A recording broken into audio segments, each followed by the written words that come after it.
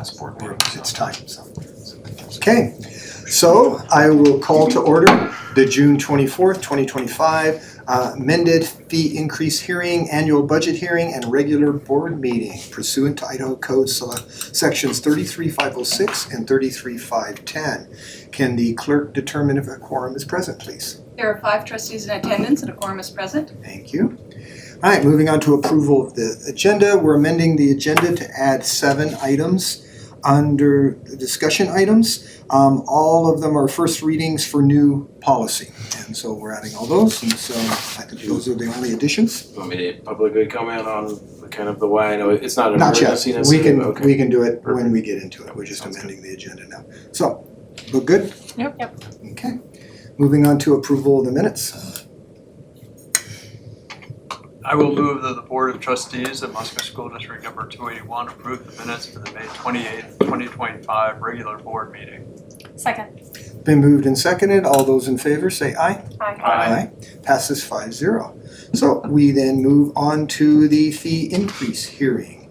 The purpose of the hearing will be to receive public testimony on proposed increase. There is no public, that's why I did that. Patrons are invited to attend and offer testimony at this public hearing. So proposed fee increase for Musco Middle School yearbook. Yes, thank you. The reason for the requested fee increase is that the increased cost for publishing yearbooks. So the current rate is $27 at the middle school for a yearbook, and we're proposing to take that to $30. It's 11.11% increase. Do you know the last time, Jen, that it was increased? Several years ago. Okay. Yeah, it's been a long time. Middle school's still doing it significantly cheaper than the high school Sure. package and a pretty good quality product. Yeah. This is just really kind of trying to keep in line with costs. Yep. The And this yearbook- is an optional purchase, It's obviously. an optional purchase, yeah. Yeah. And it falls out of that 5% increase range, so. And I even, at first I was like, well, maybe we should just go a little more so we don't have to do it again for a while, but really this is, Jen worked with the middle school team to have an accurate reflection of the actual cost. And we'll look at it again in Yep. a year, and we did a cost analysis on how Yep. much extra they would make with the cost of what the yearbooks are now, obviously, and we'll see what the companies do.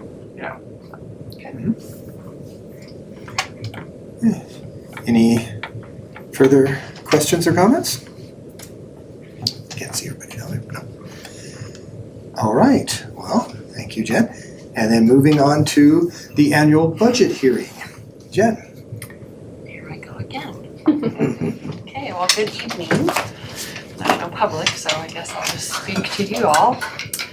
Welcome to the Moscow School District budget hearing. The 24-25 proposed budget describes our district's plan for the upcoming years related to the anticipated revenues and expenses. Sorry, the 25-26 proposed budget. Missed that one. Pursuant to Idaho Code, our 25-26 budget was published as a legal ad in the local newspaper on June 14th, 2025. The columns show 2 years' actual expenditures, our 24-25 revised budget, and the 25-26 proposed budget for all funds. So on the slide, it's pretty small, so I did include that legal document in your board docs. Idaho Public School funding, it comes from state general funds and are supplemented by local funds, state dedicated funds, and federal funds. State general and dedicated funds are distributed according to statute, Title 33, Chapter 10, Idaho Code, and appropriation intent language for special distributions. So how schools are funded, average daily attendance is what it's based on, which then is converted into support units, and then support units are used to calculate salary-based apportionment and discretionary funds. We also have our state dedicated funds, which is broke up into 2 pieces, statutory distributions like math, science, and your literacy interventions, and then special distributions such as English language learners and remediation. These funds are calculated based on either FTE, average daily attendance, testing scores, or enrollment. Local and federal funding are our other sources of revenue for our district. General fund overview of revenue and expenses is next. So the next couple of slides break down our revenue sources. So the first thing I'll talk about is our local revenue. 41% of our revenue comes from property taxes. And then we have earnings on investments and other local revenue, which would include our LGIP, our state treasurer insurance, or interest, as well as items such as facility rental fees, contracted transportation fees from our charter schools, and then surplus sales, insurance dividends from the state insurance fund and ISBA. State support includes our salary and benefit apportionment, our transportation reimbursement, and our tuition equivalency payment. And then our other state report or support includes those statutory and special distribution I mentioned earlier. General fund continued, and the transfers in are the indirect costs associated with our federal programs. This is up a little bit because we do have a new federal program, the one that's community-based coordinators. And so we can charge indirect costs on that federal fund just like we can on all the others. Our total revenue for 25-26 proposed budget is higher than 24-25 revised. The increase can be attributed to an increase in state funding, the new judgment that we can levy for, and the higher indirect costs. So the new judgment is the Avista judgment, which is basically Avista sued the state tax commission for their property values, and they won. So any taxing district can then ask for those funds back, and for Moscow it's about $90,000. So we are. So I built that in. And you had to build it in this budget to claim last year's amount as well as the next taxing year's amount. So we just added those together. Our beginning fund balance for 24-25 was $6.8 million. The projected 25-26 beginning fund balance is projected at just over $5.9 million. So you add those two together for a grand total of close to $35.6 million for 25-26. On to our expenses for 25-26. They are landing at just over $31 million. This is an increase year over year. These expenditures include transfers out that we'll talk about in a minute. This expenditure projection includes the State Department's minimums for R1, P1, and AP1, which incorporated, we've talked about this a little bit, the 6,359 allotment from 2 years ago, plus a 5% increase on that amount, steps and columns for certified salaries, steps and longevity for classified staff, and an optional additional 2 days for sped teachers. An increase in our healthcare costs and the 2.5% increase has not been included. We accounted for projected inflation costs in all areas and facility transfers, as well as required transfers to other funds. And then we set our contingency reserves per board policy 3165, which is 2% of the estimated revenue, leaving an unappropriated amount of just over $4 million. And just a refresher, contingency reserve is an amount set aside to provide for unexpected contingencies. Before we move on, Jen, Yep. can I ask you a question Yes. about this one? The beginning fund balance, is there any one thing in particular that was expensive? Was it the HVAC? Is it? The $6.8 million is reflective of that 23-24 gap year funding that we received in the amount of $650,000 in May. Okay, So it really elevated that amount, which was totally not expected. okay. So, and I do talk about that a little Oh, later. sorry. So good I got question. ahead. I just won't say that then. All right, so next, let's take a look at those transfers to other funds. Each year, admin meets twice to determine district maintenance needs across the district. The total being transferred from the general fund to other funds is at $1.4 million.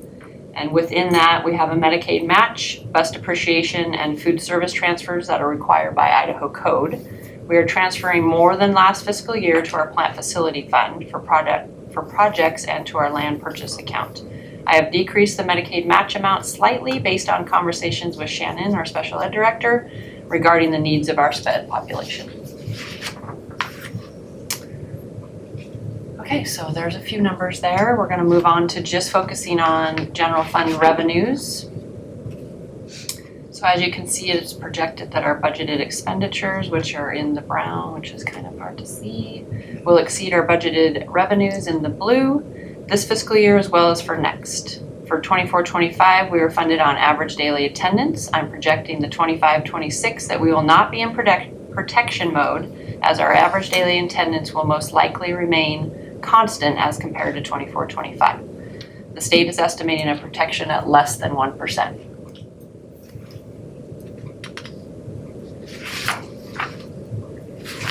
Okay, then I thought I would show this comparison of our salary-based apportionment and discretionary funds. We oftentimes will use this while we negotiate to kind of do a comparison of the 2 years so we can see the difference in how much funding we get for both salary-based apportionment and discretionary funds. And so our support units have been calculated using average daily attendance generating 99.43 support units, just a hair higher than 24-25. And then as I talked about earlier, the state issued that 5% to admin certified and classified staff, and the career ladder absorbed the famous 6359 amount, plus they did do a 5% on top of that. And so it takes that R1 minimum, and I've listed it out here, from 41.5 to 52.52. So we are required by law to pay that out to our beginning teachers. P1 is 44.5 to 55,000. And the AP rung would be 55,000 to 64,427. We do have a handful of people in all of those categories.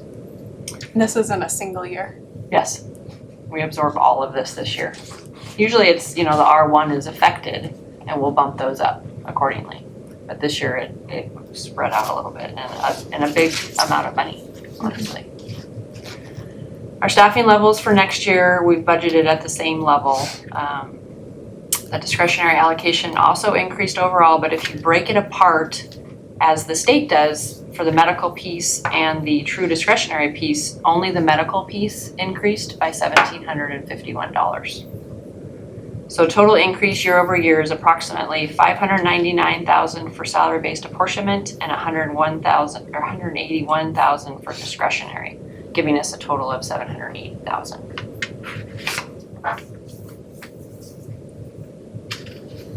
And then this graph shows us our total revenues compared to property tax revenue. And our local levy has been approximately, according to the last 10 years, 39 to 47% of our general fund revenues. And currently it's at 41%. Next, we'll talk about beginning fund balance. This graph illustrates the history of the general fund beginning fund balance for each year. Moscow School District's policy states that this number each year should be between 17 and 20% of our subsequent year's revised budgeted expenditures. Our unrestricted fund balance is currently at 21% of our 25-26 proposed budget. When we revise, I will report where this percentage lands. I'm projecting probably it'll stay close to that 21%. The beginning fund balance is a product of what happens in the prior year. To determine this number, we look at several factors, one of which is the biggest one, property taxes. Looking at property tax history helps determine what will be collected in June. Typically, we do receive 96% of our supplemental levy budgeted amount. We're also looking at what other revenues were receipted. Were there any revenue shortfalls, unexpected revenues? How much did we spend in all budgeted categories? And did we have any unanticipated expenses?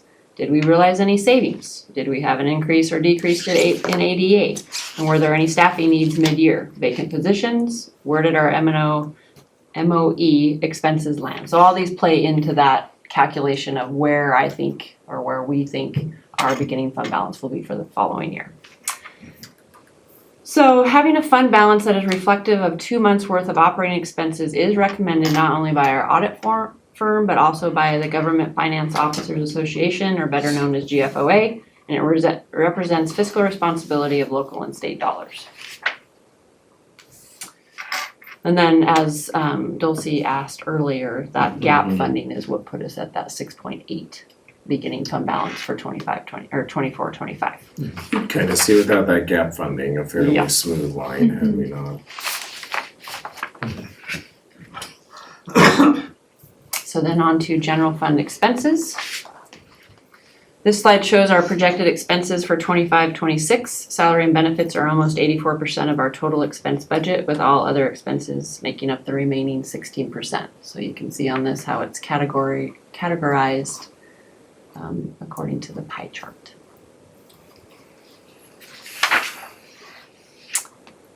And then the next slide is salary-based apportionment compared to actual salaries for Moscow School District. So this is based on our funding source code 10, which is just the general fund, and the numbers are from the latest salary-based apportionment worksheet that I'm working with, and also our IC data worksheets. The IC data worksheets are a snapshot of our September fund code 10 salaries. And so keep in mind, the percentage increase and healthcare increase is not built into the budgeted amount. There's always a huge gap Yeah. between what we do and what the state gives us, yeah. Yes. Are there any questions on the general fund revenue and expenses before I move on to special funds? Okay. And just keep in mind with the special funds, I did include any fund balance if there was any. So our special funds are any monies outside of our general maintenance and operations budget or any funds outside the general fund. Special funds represent local, state, and federal dollars and all with specific purposes and restrictions. So I want to review some key changes year over year. If you look at Fund 230, our local special projects, this is used to receipt and expense local grants and donations such as the Idaho Community Foundation grants, Kiwanis donations, and Moscow Education Foundation grants. At original budget time, it's oftentimes not known who's going to apply for those or if we're receiving those monies.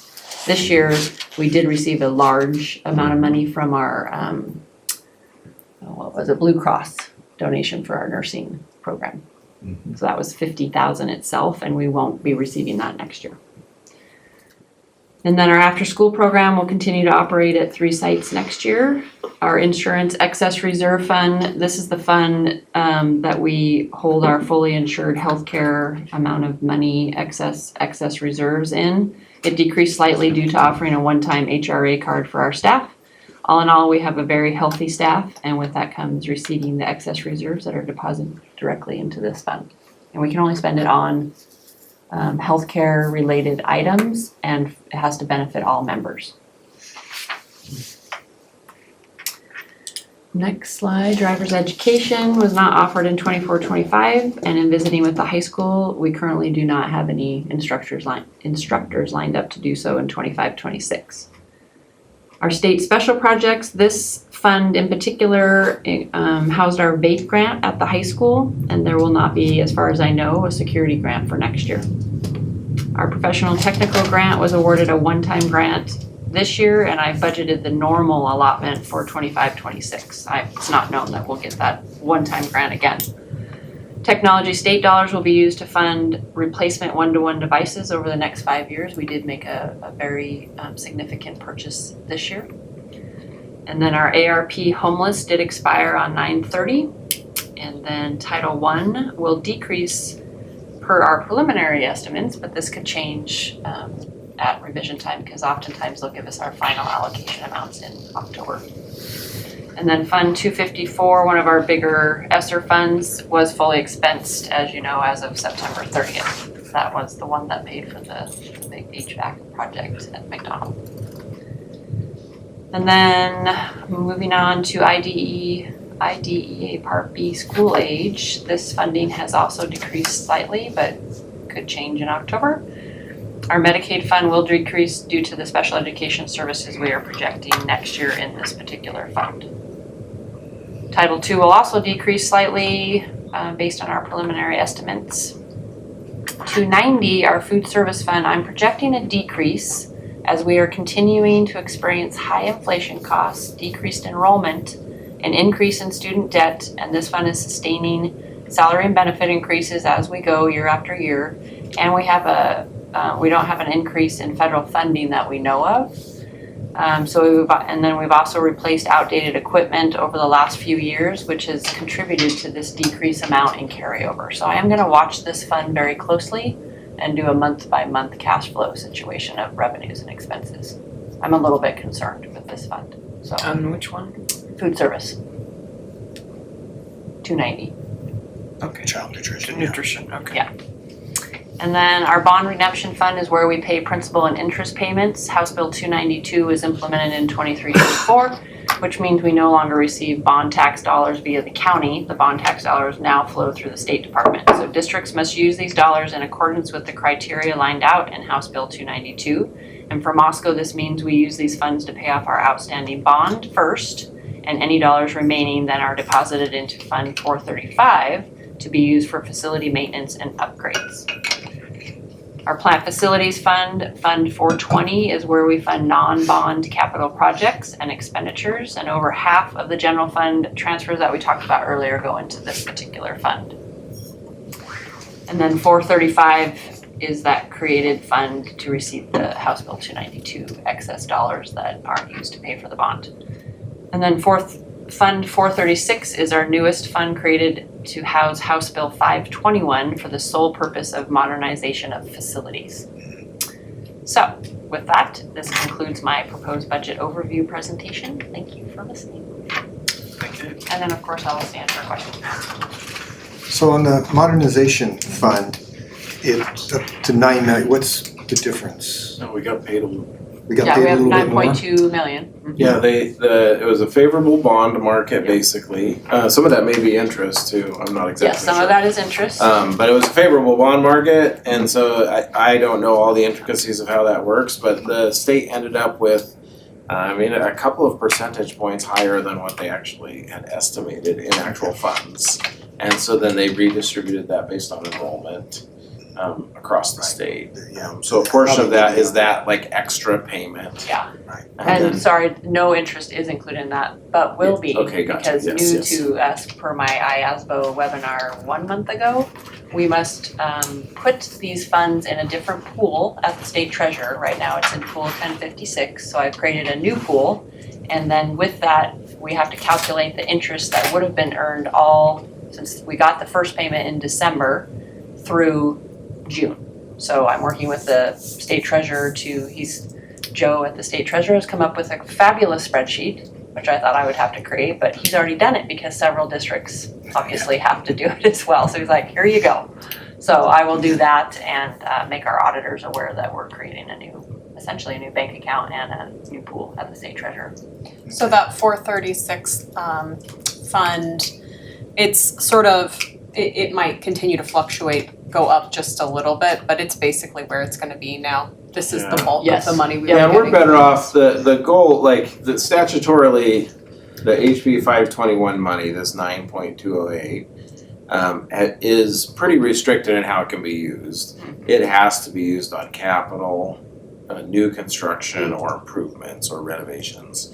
It can't be used in a lot of other ways. The interest that we get off that fund We'll be adding. can be used for general facilities. So like, for example, we can't, we're not currently doing this, but there are districts that, because there were other funds that were lost in this whole HB 521 process, including like state lotto money that schools used to use to pay like their grounds and maintenance staff. And so now some districts can use the interest now to pay those staff, but they cannot use these funds to pay that staff, so it has to be held kind of separate.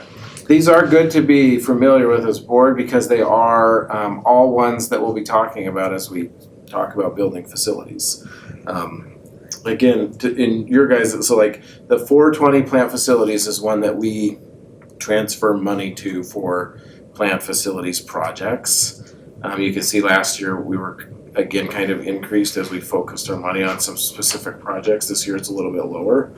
The 435, remember, and the bond redemption fund, those are the House Bill 292 triggers this like automatic payment. So there's sales tax revenue at the state level, and there's a formula that basically helps to alleviate property tax and get facility money to districts. So all of that money comes back to us from the state, pays effectively for our taxpayers in the Moscow School District, is paying all 100% of the bond cost. So our taxpayers in the Moscow School District are not on their or twice a year tax bill, do not have a bill for the bond. They do have a bill for our levy. So they have $0 on the bond because all of that money comes back from HB 292 and pays all of that. And then that 435 fund is the overflow of that. So once all that bond has been paid off, then the rest comes to the district for use for facilities improvements and upgrades as well. And so that account has grown. And there are, with the mechanism that they have in place, there could be potential funding models. You see here the difference that we're budgeting, and you went kind of high because people are feeling pretty good about it, the people that we trust. But that would represent like an $800,000 a year kind of payment if we maintain the status quo and do as we're projected. That could be used to, if you wanted to finance a building project, could potentially be used to pay for some of that longer term financing. Instead of an actual levy or some other action like that.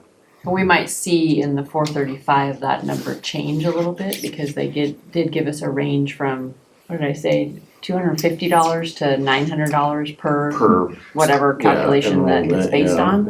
Wow, that's quite the difference. It was a big range, Yeah, but they're feeling optimistic, and so I went with that higher number. But they won't know until the end of August. No, yeah, it's like It's almost, right up against the levy amount. it's or the really, levy it's deadline. stressful for like counties. I know the timing Very. is just awful of the legislation. Yep. But at the end of the day, it gets done and so that money could come in and could be used to finance or help or build this up too, right? So you see those two accounts, the 4036, which will not continue to grow. No. And then the 435, which will, unless, if they don't change the legislation or mess around with it, like that overflow, or we hit a massive recession or something, like that overflow will continue to come into that 435 account But the after paying the bond. structure that 292 put into place is not time bound at this point. It's sort of like the new model going forward. It is not time bound, and Okay. it is the new model going forward. Okay. So they would have to statute. It's like just Change this again. automatic. It's an automatic transfer that happens, and it has to automatically go to the bond first.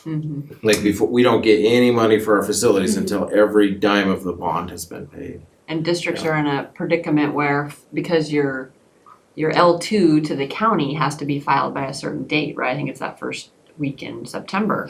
And so we have to wait on this particular number, which is not released until the end of August, to even file that. So we may be in a predicament to file an extension, which we can do, but we've It's really haven't hard had because to do that basically your yet. L2 is a form telling the county, like, this is how much money we're gonna need to levy. Yeah. That the voters have approved for our bond, and that we're gonna need this check to pay our bills. So, but we're waiting on that calculation to submit that L2 to the county until we get the thing from the state that says, actually, you're paid for.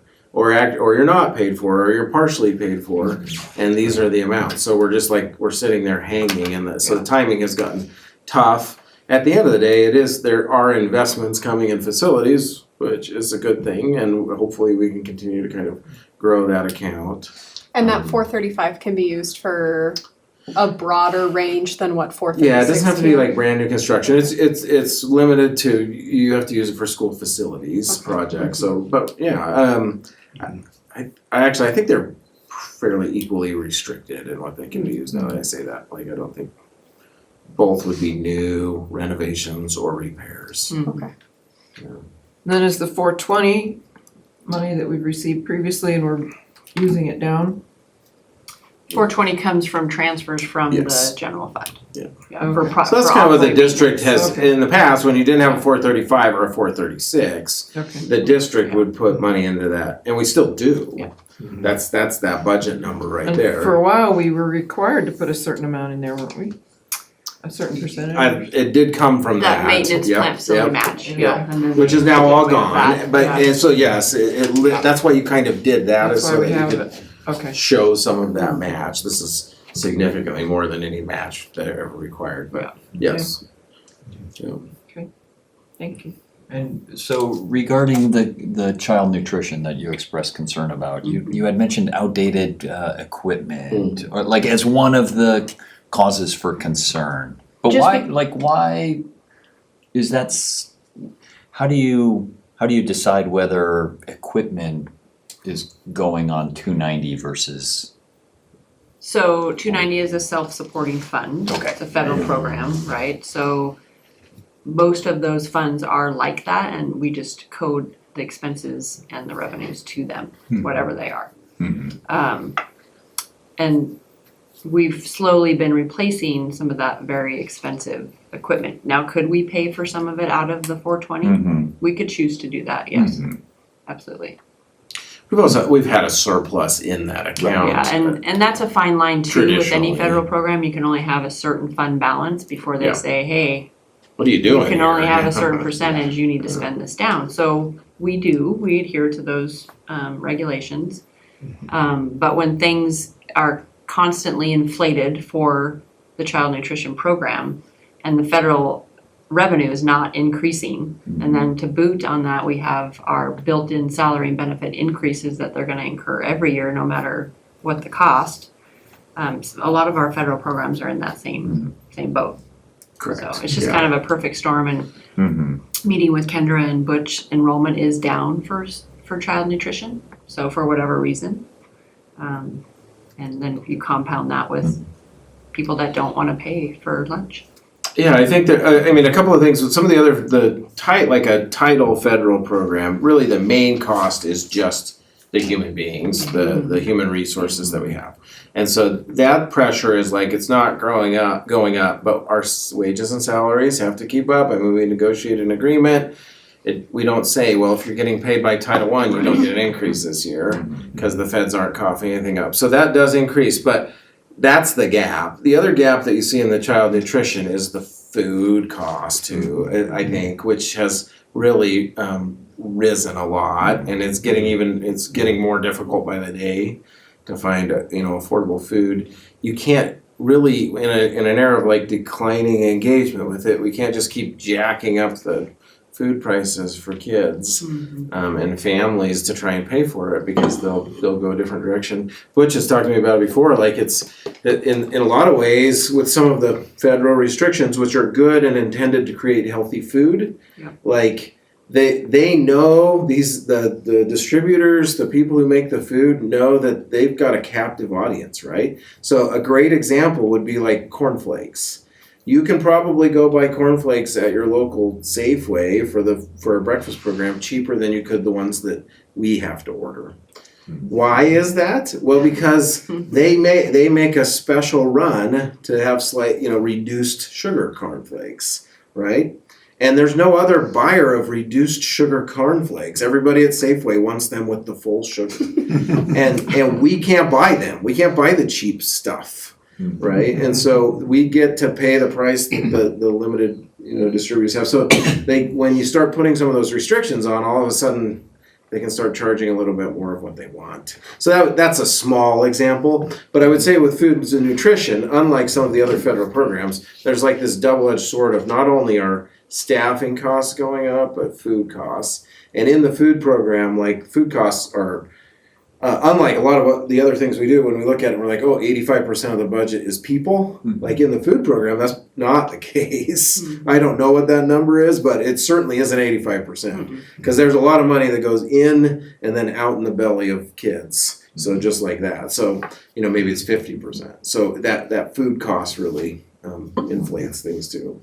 So Jen, when you said you have a concern about that fund, like how does that concern play out? What's the outcome of So what will not happen? good money? So I've been here for 27 years, and our child nutrition program has never been in this situation, let's say. And since COVID, we've noticed the biggest inflation cost increase ever. Like, it has not gone down. I mean, visiting with Kendra, 60 and sometimes 80% inflated costs. Since COVID. And they're not going back. So trying to budget for that was, Kendra and I put our heads together and decided on, okay, well, where can we save some money? Where are you seeing some pain points? But at the end of the day, what will happen is, by law, we will have to support that program from the general fund, which we can do, right? We just have not ever been in that situation before. So it'll involve a transfer out of more than what we're required to do per Idaho code for the FICA and Medicare match. Like we already do that, and that's about $23,000 to $27,000 per year. So, but that's my, I guess, it's not a terrible concern, it's just we haven't ever been in this situation. All these things that are creating this perfect storm in this particular fund. There are other smaller districts, like when I came from Nespers, like actually like the years prior to it wasn't because of me, but there was always a transfer at the end of the year. For a small school, it was like $6,000 or $10,000 from the general fund to make the program whole. As I came on, with COVID, there was kind of an increased funding of it, and all of a sudden, for a few years, all the districts were running in the black. Probably Moscow's running in the black even more. Bigger districts have some, scale that helps them not run in the red, but there are multiple districts that make a transfer every year so that they can keep a program. I would say that Moscow's an anomaly.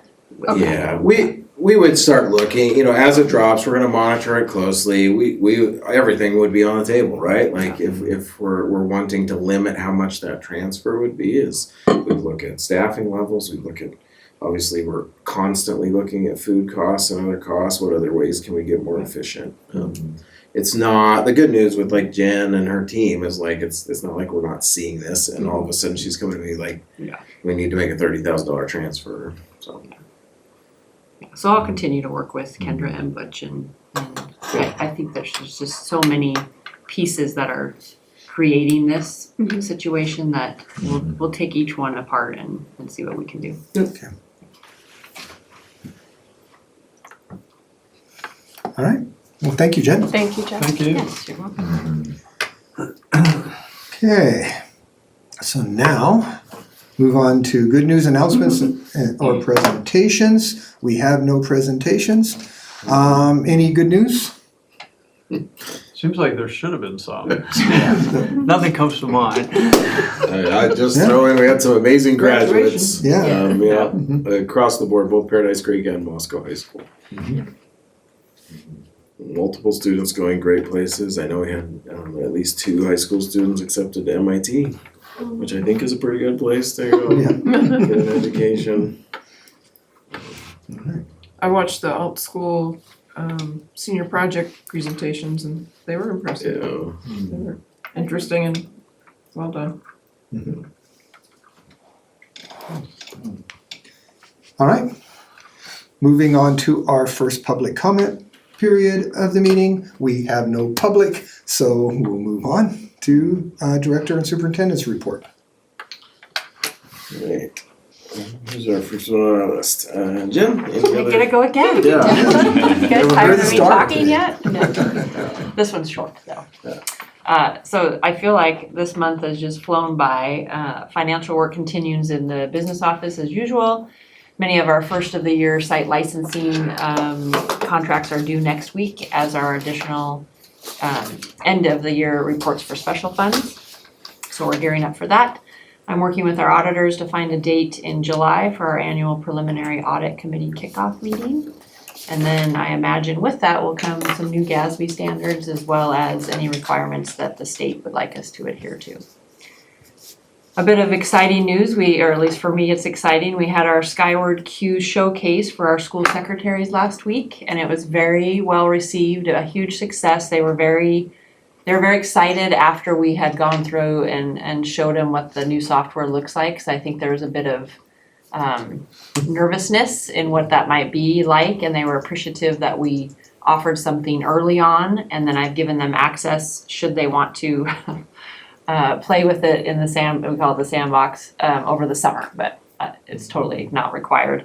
But I did notice that, because I can check usage of who's been in the system, that some of them did go back and take a peek and play in the purchasing part of it. So I think that just helped them feel more relaxed, and we'll have another showcase and more in-depth training in August before the students come back. I think that'll be helpful too. That's it. Thank you. Butch? All right.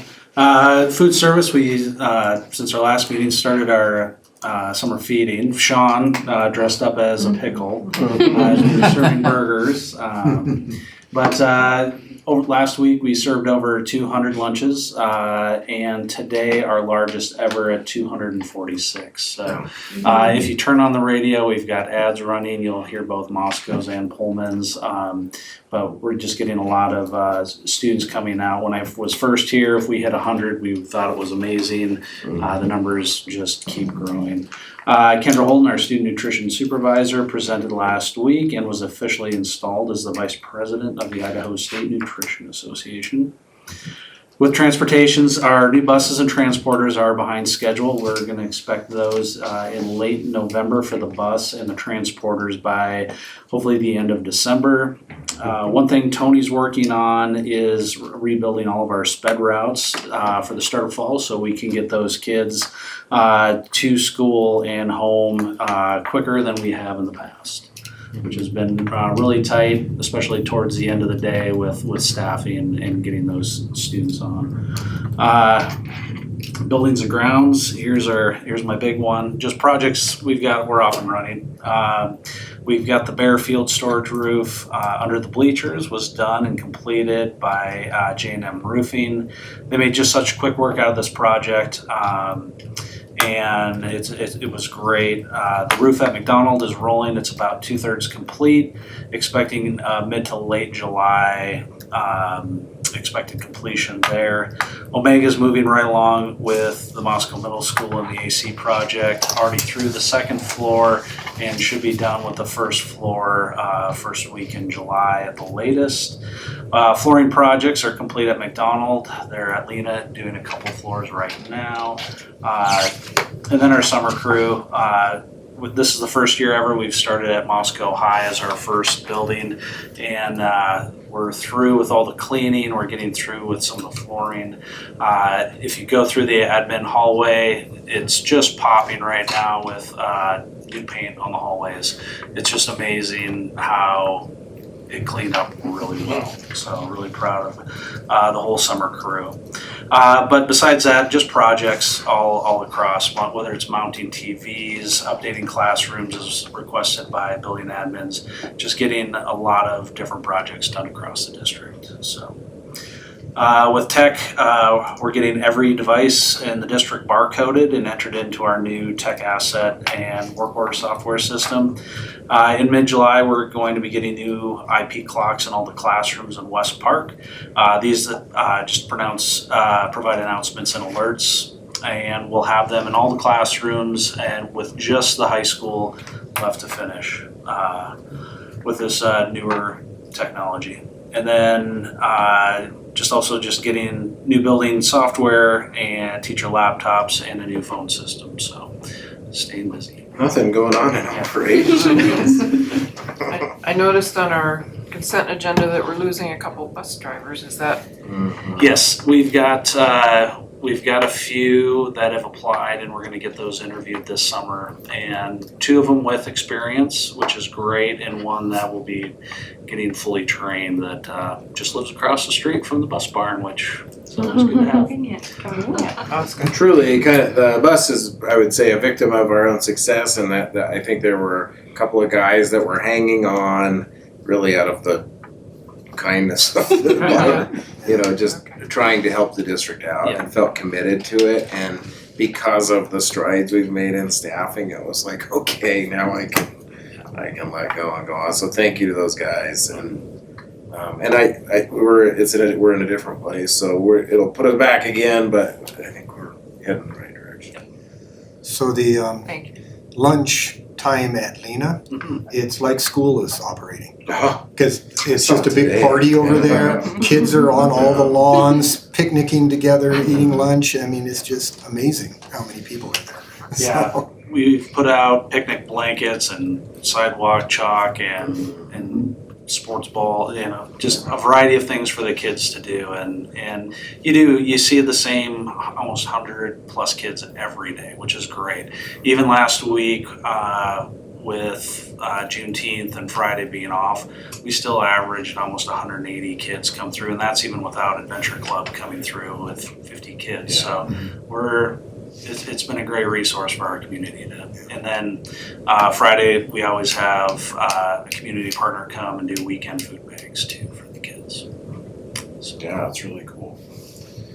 Good stuff. yeah, one big shout out to the Vandal athletes. They came on that first day and helped serve food, and were just amazing with all the things they've done through our school district. The Vandal athletes came out in the summer and just engaged with all those kids, and it was amazing. And thank you to the Vandal athletics. And they didn't just kind of stand there and like shy away. Yeah. Like they got right into it. Kicked me out of my traditional spot. So that was good.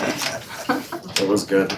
And good things overall, really. Just want to reiterate the if you want to come check out, I know it wasn't on the big list of things, but the UVI project afterwards, it's really cool, and kind of the site that's on the Mountain View side is mostly done, and then the entryway, and then they're going to delay on the pillar project. They just kind of ran out of time and some material. Yeah, supply. I don't think it was all just time, but some supply chain stuff hit them.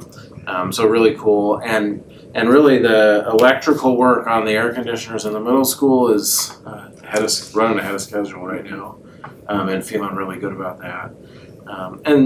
Just want to give a shout out to Michael and Max on our crew. And the other thing, we'll see it during football season with the lights, but after years of kind of struggling with those lights not working very well, not all being functional, they've come up with solutions, working with electricians too, to really make, we're not at 100% functionality of the lights, but a vast improvement at a very low cost. And so that, and then the project that was the roofing over or underneath the bleachers was a project that for a long time we kind of, like me or Butch, it was like there's no solution to this. The solution is just to let it rot away. But we identified the right roofer, and we got a really good solution over there for really cost effective. And so like taking care of some of these old things that we didn't think there was a solution for. So Butch and his team, Stephen Birdwell, just doing a really good job kind of taking off some big things that have been hanging for us. So appreciate it. Okay, Carrie. I just wanted to give you a summary of our accreditation review that we did receive.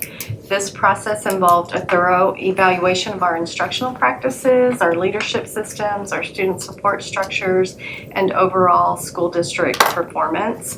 The accreditation team utilized multiple data sources, including interviews, classroom observations, surveys, and district documentation. And their findings both affirm our progress and provide actionable guidance for ongoing improvement. Some of the key strengths identified, and this is a summary, naming them all, is strong instructional leadership. They noted that it demonstrated alignment between instruction and district priorities, held high expectations for teaching and learning across all levels. Another one was collaborative culture, which they said widespread professional collaboration and shared ownership was evident, with a strong commitment among staff to a common vision for student success. They noted data-informed practices as a strength, routine use of data to guide instructional decisions, and proactive identification of student needs and progress monitoring. And then they also spoke about student-centered focus with emphasis on whole child development and strong support systems for both academic and social emotional growth. And then of course there were some areas of recommendation that they offered to support continuous improvement. And one was our Tier 1 instruction. They recommended that we continue developing and strengthening high quality standards aligned instruction across all classrooms and grade levels. We currently, this is a strength in our K-5 level. We already have benchmark assessments in place. They do a lot of data assessment team meetings, and it happens as well at our middle school and high school levels, but it's just not as intense. They recommended that we improve or create a balanced assessment system, developing and implementing a K-12 system of common assessments, and provide professional development to build data literacy across the district. And then attendance and engagement, they wanted us to conduct a deeper analysis of attendance trends, implement strategic supports to address absenteeism, and promote greater student engagement through targeted interventions. So we've talked about this a little bit. We saw these trends even prior to the team coming, so we weren't surprised by that. And then high school math achievement was one that they focused on, where we could maybe refine the curriculum and instructional approaches to address achievement gaps. And this is speaking specifically to our ISAT scores and to maybe provide targeted interventions based on performance data. This work is already underway. We have plans to send the entire math department at the high school to the National Teachers Conference along with Sean Tiggs and I think one of our We're hoping a high school administrator. and a high school administrator. And then they've also chosen to use a benchmarking platform that will help generate predictive and actionable student data. And it's called IXL, so they're going to be jumping into that. They played around with it a little bit this year, and we'll be training staff on IXL this fall. And then another recommendation was postgraduate readiness to improve systems of tracking graduation rates and post-secondary outcomes, and to use data to inform programming and student support services. And then finally, it says digital systems implementation. To ensure maybe full integration and effective use of PowerSchool add-ons, we have just recently purchased 504 plans where we can actually go in and create those. I think this is going to really improve communication at the building level and parents across the spectrum, as these plans will be created within PowerSchool. So when teachers click on their student roster, they'll be able to see all of the kids with 504 plans. It won't be separate, a separate document that they get from a different platform, and we're trying to consolidate as much information into our student information system as we can. Another one is MTSS, the multi-tiered systems of support. And then behavior tracking. So we've got a student analytics add-on to PowerSchool that we're really excited about, where all of our student data is going to go into that platform, and they'll be able to run all kinds of really cool analysis. They can sit down as a team, as a department for PLC type of collaboration, but they can at the district level too. So we're excited about that. And I guess that's it. The next steps for us would be that the accreditations team's recommendation are already informing our strategic plan process, and I'm sure that Sean's going to talk a little bit about that tonight. Administrative leaders, we've already met and have started aligning district goals with the review findings to guide our next phase of improvement, and we just appreciate the thoughtful evidence-based feedback provided by the review team, and are committed to using it as a catalyst for continued progress across all of our schools. So it was a good review, and Yeah. I don't think any of us were surprised, which was great, because I feel like we went through a pretty thorough reflective process and actually found all of that ourselves prior to handing it over to them, and then they just confirmed it. Thank you, Carrie. Thank you. Yeah, thanks. So the deeper analysis of attendance trends, are they, like, how do you see that? Is that more data? Is it mechanisms or causes behind attendance trends, or is it corrective measures to address attendance trends, I guess? Yeah, I think it's both, like being more proactive with best practices that we think will drive improved attendance. And then also trying to get a better picture of what, so some of the early conversations I've had, say like at Paradise Creek, are that they know after long breaks, so after the week-long breaks, they really struggle to get kids back in the seats that week after. That's like, and then the second week after that, so like we see after every long break, whether it's Thanksgiving, spring break, winter break, like attendance is super low that next week coming back. So Brian, like for example, is like, well, they have those enforced fun days at Paradise Creek. So what about doing those enforced fun days kind of right off the bat after those long? So someone is looking at some of that data, still digging into the data and saying, why are we seeing these lows?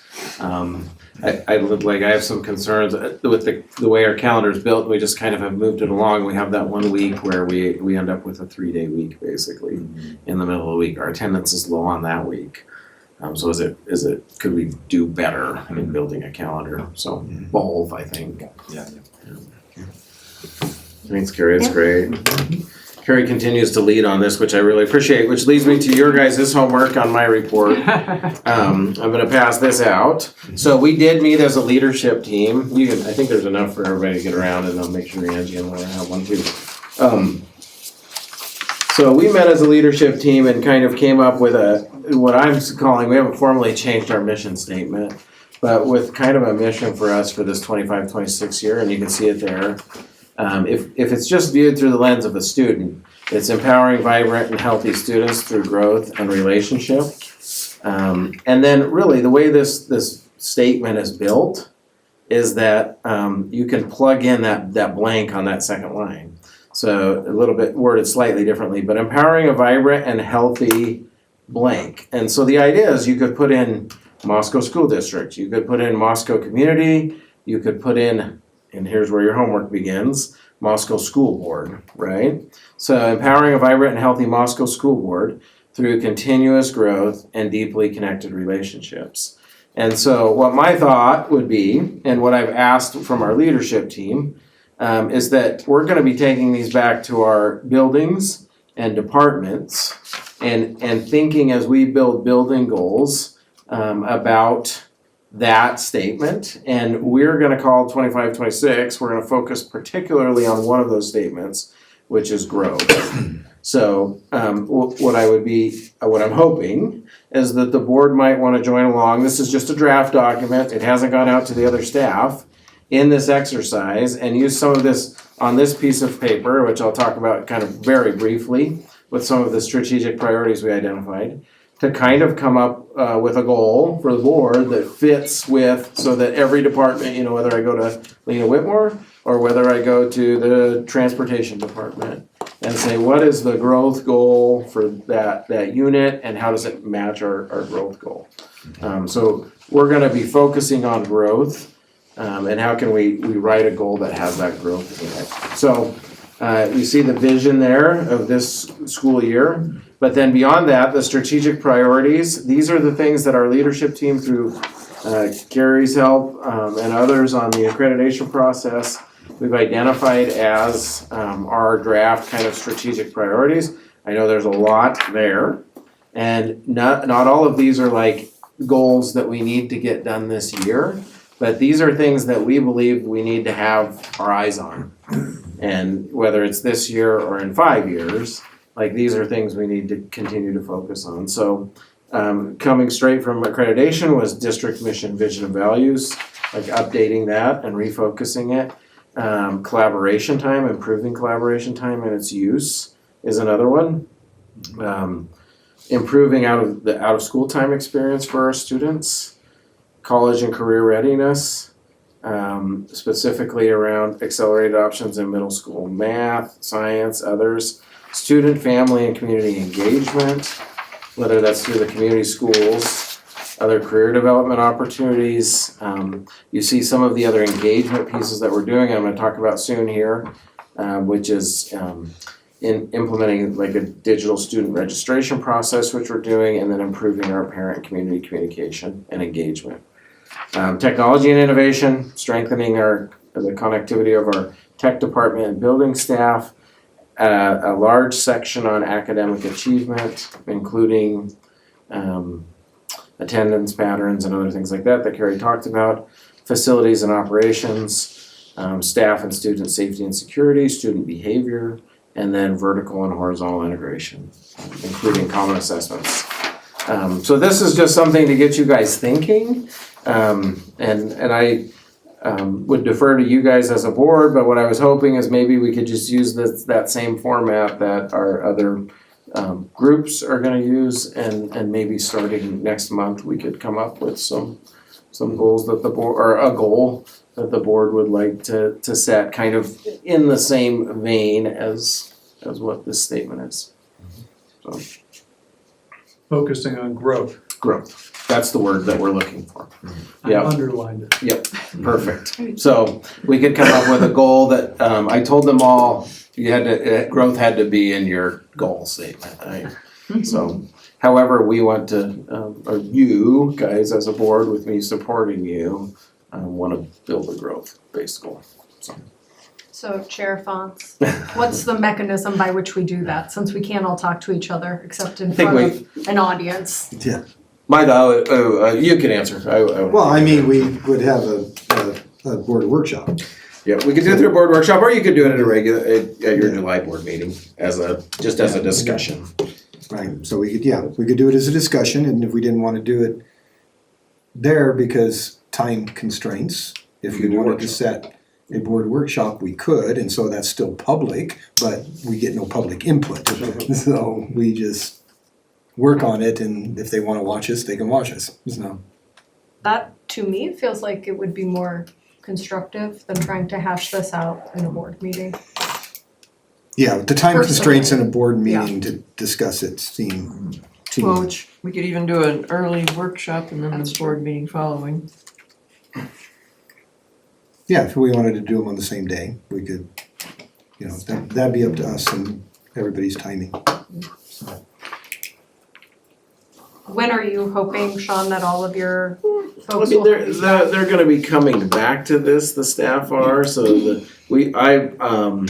that Thursday, the 21st, I think we're having our all-staff meeting in August, so I'm gonna be introducing this idea of the goal, the mission, and writing the statements, and then they're gonna be breaking out and working on their own.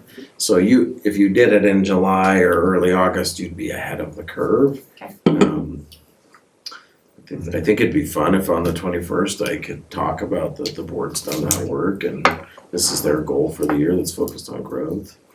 I think one goal is fine. The board's, you're still staying pretty broad and overall focused. And I don't, I guess, my idea for the goal isn't like, a goal of like, we're gonna build a new high school, like that kind of thing. But like how is the board as a group gonna focus on growth this year? How is, Board growth or district growth? my thought was the board as a group, Yeah. right? Yeah, Yes, board growth, yeah. board growth, that's what I was Okay. thinking, that's what I was trying Well, to that's say, what I thought, but. yes. So it would be the board kind of modeling this idea. In what ways would the board, if you were using that word grow, in what way would the board want to grow and improve this year? Yep. What'd you do? You said board growth, I said Yeah. don't grow. There you go. All right. Sorry, I know I'm out of order. What are people's schedules like in July if we did wanna have a workshop meeting? Are people out of town or? I really don't mind either way. I'm really good at long board meetings. I'm around in July, it just depends on the specific day, but I won't be here for the July board meeting. And I won't be here. Okay. Hope you guys are gonna be Yeah, good thing. We're down to 3? yeah. Just like that. I'll be Hopefully here. the other two of you will be here on the July Yeah. board meeting. I'll be here. I am planning to take the week of the 14th off on vacation, so. Is the board meeting on the 23rd? Yeah, Okay. Yeah. Well, the workshop doesn't No, have to be no. before the board meeting. It Understood, can be I was after just the putting board it on my meeting. calendar. well, I'll be here, I'll be gone the 8th through the 15th and then leaving on the 27th, Of July. 3 weeks.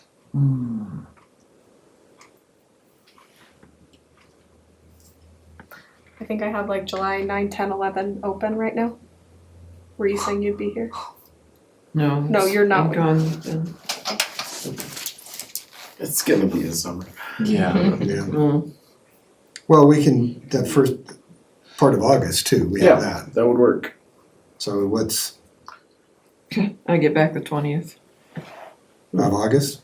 yeah, Oh, okay. but I When do you could- leave? the 27th of July. Oh, you're gone that. I don't know, I don't wanna stress it out, I also don't have to have like a model of your guys's, I can say the board is working concurrently on these same things.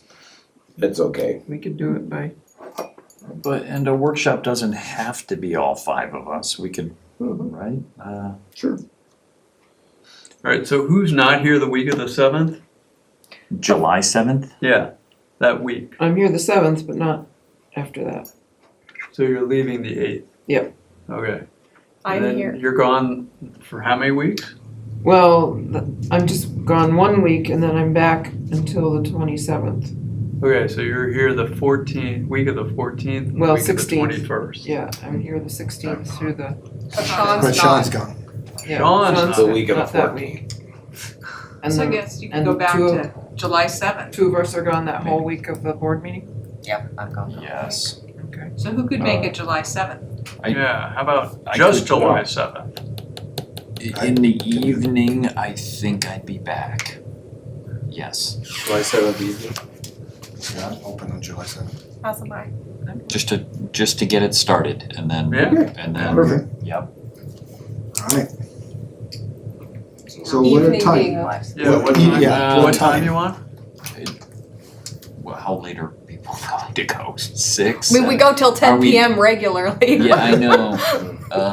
Is it gonna be a dinner workshop or It can be. after dinner or? Yeah, let's Could do do dinner. let's do 6. 6 is fine. Okay. So do you guys have a preference of where you want to eat, or you just want us to choose a menu and send it to you? Maybe Don't we make should us choose brown more bag things. Did you it. see how long this just took? Yes. Don't make us choose more things, Angie. Send us, pick something and send us a menu. Why don't we just bring our own dinner? No, Well, you can. do what you want. I'm gonna be driving Just thinking back. of taxpayer dollars. We'll find a cheap establishment. Make it as cheap. We, I'm we, happy. we usually eat fairly inexpensively, so. Okay. All right, so 7th 7th. at 6 o'clock. Yeah. Okay, got it. Okay. So next thing I wanted to do in my report, Yes. is recognize Angie. I know that we had a retirement party for her, but I wanted to save this gift as a district gift and do it at this board meeting. Angie, I am eternally grateful for the work that you've done for this district and really for me in these last 2 years. It's always kind of a hard transition coming in as a superintendent, and you have always supported me. You've always been there to kind of take that load off when things got really stressful. And I really appreciate you and the work. And it's not just like these 2 years, like you've been working for the district for a long time and making a difference. And this, I always tell everybody, all the retirees, it's getting to be less and less of a surprise that this isn't wrapped because it's like a surprise. You know what it is. I ordered it. Angie but it's wind chimes, and the wind chimes they do have a purpose. And the wind chimes, it's kind of a retirement thing, so I hope you find a nice place on your back porch to hang them. And you can listen to them as you relax and drink a cup of coffee or just watch the deer in your backyard or something like that. But wind chimes to me have this kind of dual purpose, and that one, I hope that when you hear those wind chimes, you remember us, the board, superintendent, everybody else, that we're slaving away. No, but you remember that we're doing that good work still, and that the work that you've done is carrying on, and the difference that you've made is carrying on still in the district, and then that that when you hear those sounds too, and that when that wind is, I always think the people that leave us are like that wind, and that they're still there, they're still blowing, and it still makes a difference. And the impact that you've had on people will make a difference in this district for a long, long time. So I am very, very grateful. I'm going to open it up to the board to be able to kind of say their piece too, but thank you for your service. It's been priceless to me, so thank you.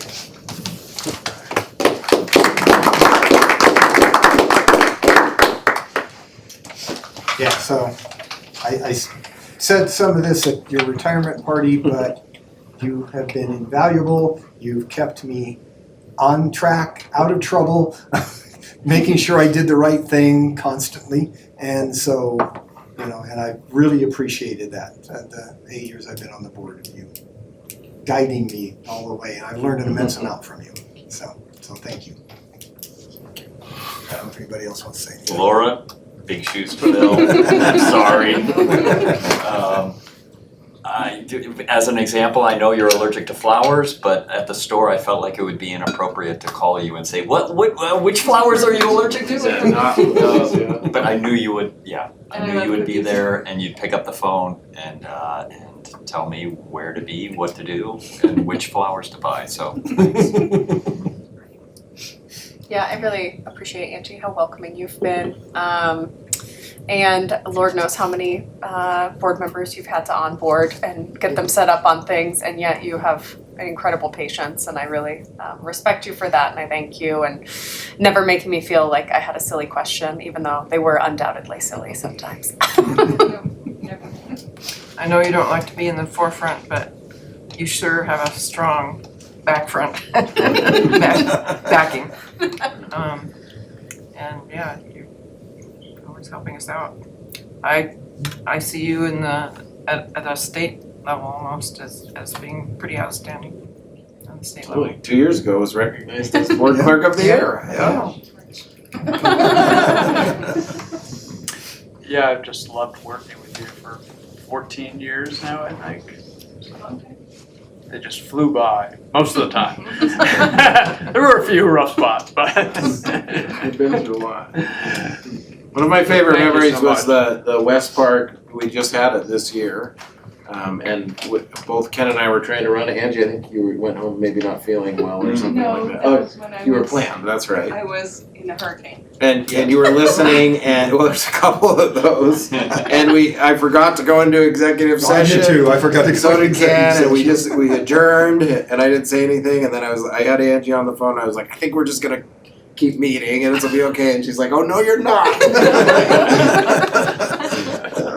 One of the few times I can tell Sean no. Yeah, that's right. You know the ropes.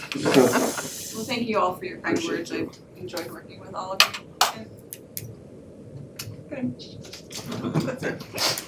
You can come back any board meeting, you know where to find us. They're public. And make a public comment. Watch us. Have some public comment, spice it up a little. I'll do that. That's Only if right. there's something controversial on the agenda. That's right. Make us sweat a little. And so then the next part for me is just to welcome and introduce Laura. Laura, I'm thrilled to have her joining our team. And I know just in the few short days kind of working with Angie, she's very competent, picking stuff up very fast. And so I'm really excited to have you be a part of the team as we kind of continue to move the district forward. So I know she's ready to go. Her first full day on the job all by herself, I'm thinking about taking off. So I got a couple of vacation days to use up, I guess. But she'll be here to help and connect with you and help you guys in the work that you do. So excited to have you on board. Thank you, Laura. I don't know. Do you want to say anything? Introduce yourself, or I didn't prepare you for that. But, she has some students, or she has some kids that are a part of the district too, and I know she's excited to be here. So great. Okay, I did want to mention graduation at Moscow High School and Paradise Creek. Ken and I were at the Moscow High one. If you watched the stream, you saw me get chest bumped by our starting quarterback. Luckily, I didn't. I almost got knocked over, I think. But You cut your balance well. I stayed up. Yeah, and you got to see Butch's fine son Tanner up on stage too. Introducing and leading the way. So just a really good class as all those kids were walking across the stage. There's just, all of them are great and all of them are gonna go do good things, but just a really great Moscow High School class of 25, I thought. A lot of good kids. And then Paradise Creek is always such a special ceremony, a special time, and I love the focus on the individual. And meeting the needs of the individual and how life-changing it really is when you talk to the adults and guardians that are in those kids' lives and the changes that have happened. It's such a powerful tool that we have at our disposal. So wanted to recognize those. Want to try and keep it brief. I wanted to give a little, this is not quite live yet, but we're making a switch to a new website. So this this will be our landing page starting soon, shortly, or very soon, really within the next week or two. It's gonna be a little bit different look, but it unifies a lot of things for us as a district. A web page can tend to be a pretty static place where like state and locally required stuff lands and not a lot of people go. And so we were looking to kind of build on that and make it more accessible. We're using a company called Aptogee, which has a product called Thrill Share, that's building our website and unifying it with our communications tools. So in the past, we had a communication tool called School Messenger that we could use to send out emails, texts, and phone calls. That is now part of this Thrill Share platform. But in addition to that, Thrill Share has a built-in app that can actually sync with all of our social media accounts, so Facebook, Instagram, Twitter, although we don't have a Twitter right now. And all of that information can kind of all be shared in one kind of seamless big platform, as well as to integrate it with the website. So if you see, so there's this standard page and you've got the information that you need, that's required, that we would want to have there. But down below on the landing page, you have a little bit of a chance to introduce yourself.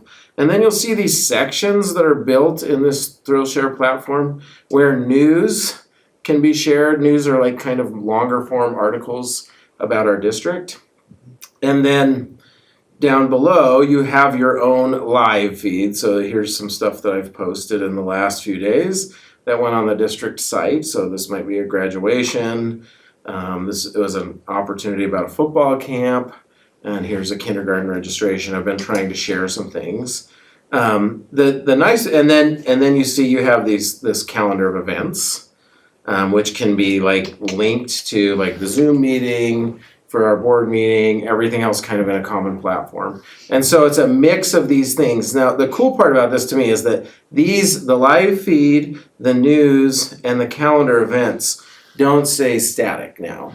Now they're all tied to our unified communication platform. So if I want to send out a notification on Facebook, I can also send it out as a live feed here, and it will populate on our website so that people going there are going to see the latest feed and the latest information, and it will keep what was once our static website kind of constantly vibrant. You don't have to worry about updating the pictures so much anymore because they're going to be there in the live feed and the news. And then at the same time, all of that information is going to our Moscow School District app in the form of a feed and the calendar. So it's all there, and it's going out to Facebook, which we know people will use Facebook or Instagram more than our app. And it's all going out. And then it's cool because all of the schools here will have a very similar experience. So whether, if you go to McDonald Elementary, they again have the slider bar, the about, and you'll notice this is a repeat of the news here right now. But this is when you post something, so this happened to be a spotlight on kindergarten with our Moscow School District's podcast. That went to the district page and then could also be immediately shared to the McDonald, Lena, and West Park pages as these news updates. So they'll be able to post their own news and live feed. You'll see the live feed down here too. Notice how the kindergarten registration is there in the live feed. And then I will also be able to, or at a district level, we can also communicate both out. And each school will have their own page like that. And you'll still have the static pages that are still on there, and those have been built. But this will tie in all of that communication. So again, the mass communication of text, call, email can be tied in with the kind of the social media communication of, you have Facebook, Instagram, but then you also have this live feed to an app and the news format to an app. And then those will also tie into the district website as well. And then along with that, and this calendar hasn't been built at McDonald yet, but if I go back to the district calendar, with that you're going to have this calendar that's built that will provide information. So like if you click on the regular board meeting, you're gonna see all of the regular board meeting information that you would need, whether it's the Zoom link, the board docs link for the agenda. And it's all there, so there's this common, again, landing page, you've got all the pieces, and it's a very uniform experience kind of across the district.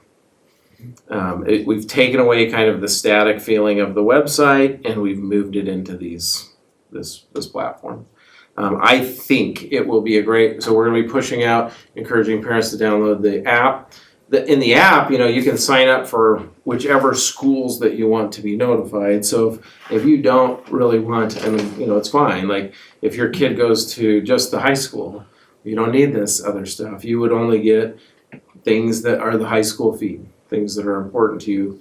Obviously, as a superintendent, like I have all the schools so that you can see all of that. And then more than ever, besides the app, we now have the ability to really do all of that from our phone, which we didn't have. So as administrators, as communicators in each building, you can create a live feed, a news, or an event, or also make those mass communications like calls and emails out in a few clicks, right? I can call a snow day and in bed, right? I don't have to get out, right? So get out to my kitchen table or whatever else like that. So really, just a really cool platform. We're almost ready to go live. I just wanted to give you guys an update on that to improve our communications.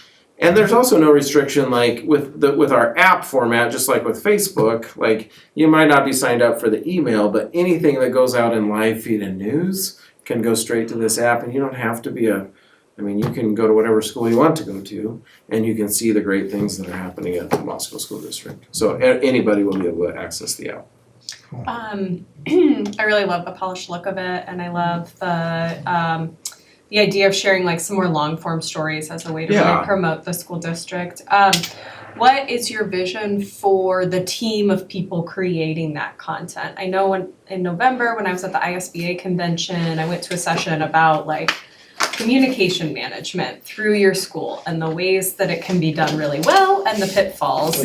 And there were some pitfalls that were shared, and I guess I wonder, do you have like a shared understanding of what is and is not going to be going out? Yeah, I think we're still trying to build that a little. Ultimately, this has a great setup to be able to set permissions so that I think you can have the right people approving posts. So like in individual building levels, it won't be that every teacher could just like send a news event. Some principals, I think, will keep it where it's mostly just them. Others will have kind of a couple of people who can post and then have that be vetted and they click approve on it. So it's got some protections like that when it comes. At the district level, I anticipate that myself and probably Brian Smith will be like leading that communication, and so to keep it to a pretty small group, I think Laura will be helping us as we transition into this kind of different platform as well. Okay. She promised me I didn't have to learn this. Yeah. But I am already, so.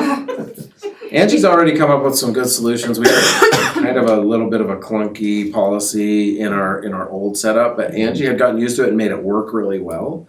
And then as we switched to this new platform, she's troubleshot a lot and come up with a good idea for really a reformatting of the way our policy looks. And so we're paying her an extra day to finalize a document that she's been working on to be able, like with each policy bookmarked, and we'll make it really easily navigable for, I think actually for us as well as the community.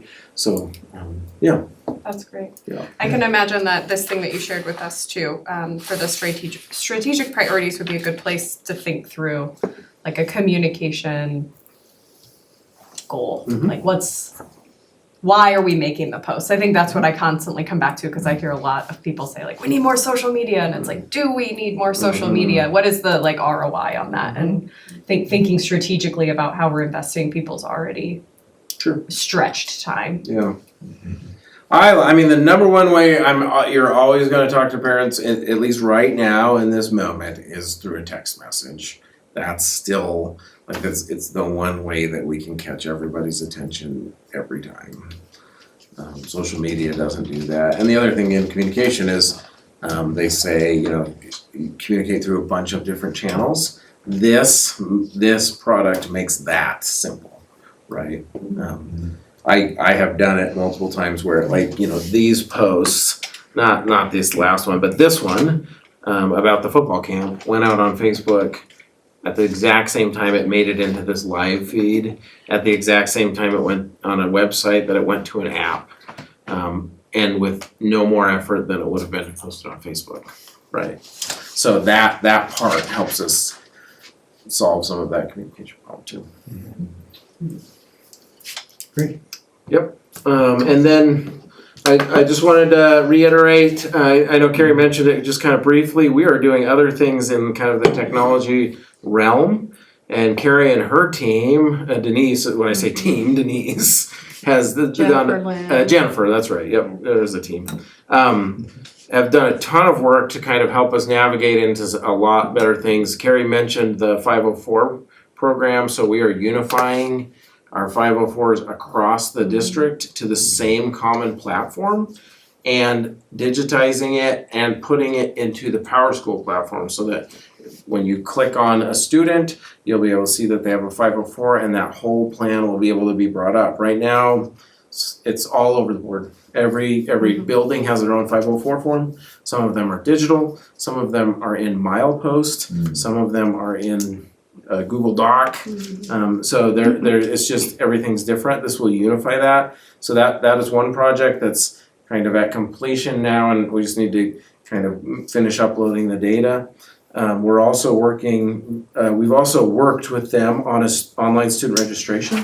So for the first time in the Moscow School District ever, parents will be able to complete all of their paperwork online digitally and have it feed immediately into PowerSchool. There's gonna be, this year will be a little bit of a heavy lift. Denise has done some really good work to have us prepared for it, but basically every student is a kindergartner this year, and meaning that a lot of parents are gonna have to make sure they have an account to be able to do this registration. So that's gonna be some work. In future years though, a parent will have that account. When they pull up their registration, it's gonna pull up their kid with all of their information. They're gonna be prompted to say like what changes they would like to make, but instead of going through 28 pages of papers, it's all gonna be there digitally. And I think it will save a massive amount of time for parents. So that is all done, that work's done, and we're ready to go when we set up a link to go live for registration. And we're sure we've got all those right paperwork in. And then we are also actively working on this MTSS behavior, student analytics, yeah. so that we can have a better idea of where our students are at performance-wise. And again, instead of having it in the milepost system, we're moving away from milepost and to a PowerSchool provided solution. So that we will have one, again, you log into PowerSchool and you'll be able to see the MTSS plan for the student, the behavior data for the student, all in a single clean platform. Which again, I think is moving towards some of these goals that we've listed there. So all of those things are moving us in a the right direction. I won't talk about IPB negotiations because I think that it's up on the thing. I did want to let you know we're still in the final stages of the agreement between, I was just visiting with the attorney today, between the Whites family and Peace for Paradise Creek. I think the price is set at $48,000, so $4,000 a month for the lease of that facility for 3 years. And that's budgeted at this point. It wasn't on last year's budget, but it's in this year's budget to pay for that. And so that'll be moving. And then property insurance was our surprise of the week, which was a very significant increase. The total increase was $40,000 off of last year's. We had budgeted, kind of preliminary budgeting, about a $10,000 increase. So we knew there was going to be some amount of budget. Our Morton, who provides our insurance, has always, in all of my time in education, has used iCramp, which is the Idaho County Risk Management Program as the insurer. I think at least if you talk to Morton, they believe that the writing had been on the wall for several years, that both with the coverages that ICRIMP was offering and the increases that they continued to talk about, that Morton really wanted to find something different. Morton is very apologetic because a lot of the early communication was, we're gonna find something different in the realm of like 5% increase. And then I think they got stuck and ran out of time. And so the solution they found is really a 20% increase on our, this is property insurance. They mentioned a couple of things that are net positive, that like ICRIMP, when they insure buildings, we list the value of the buildings.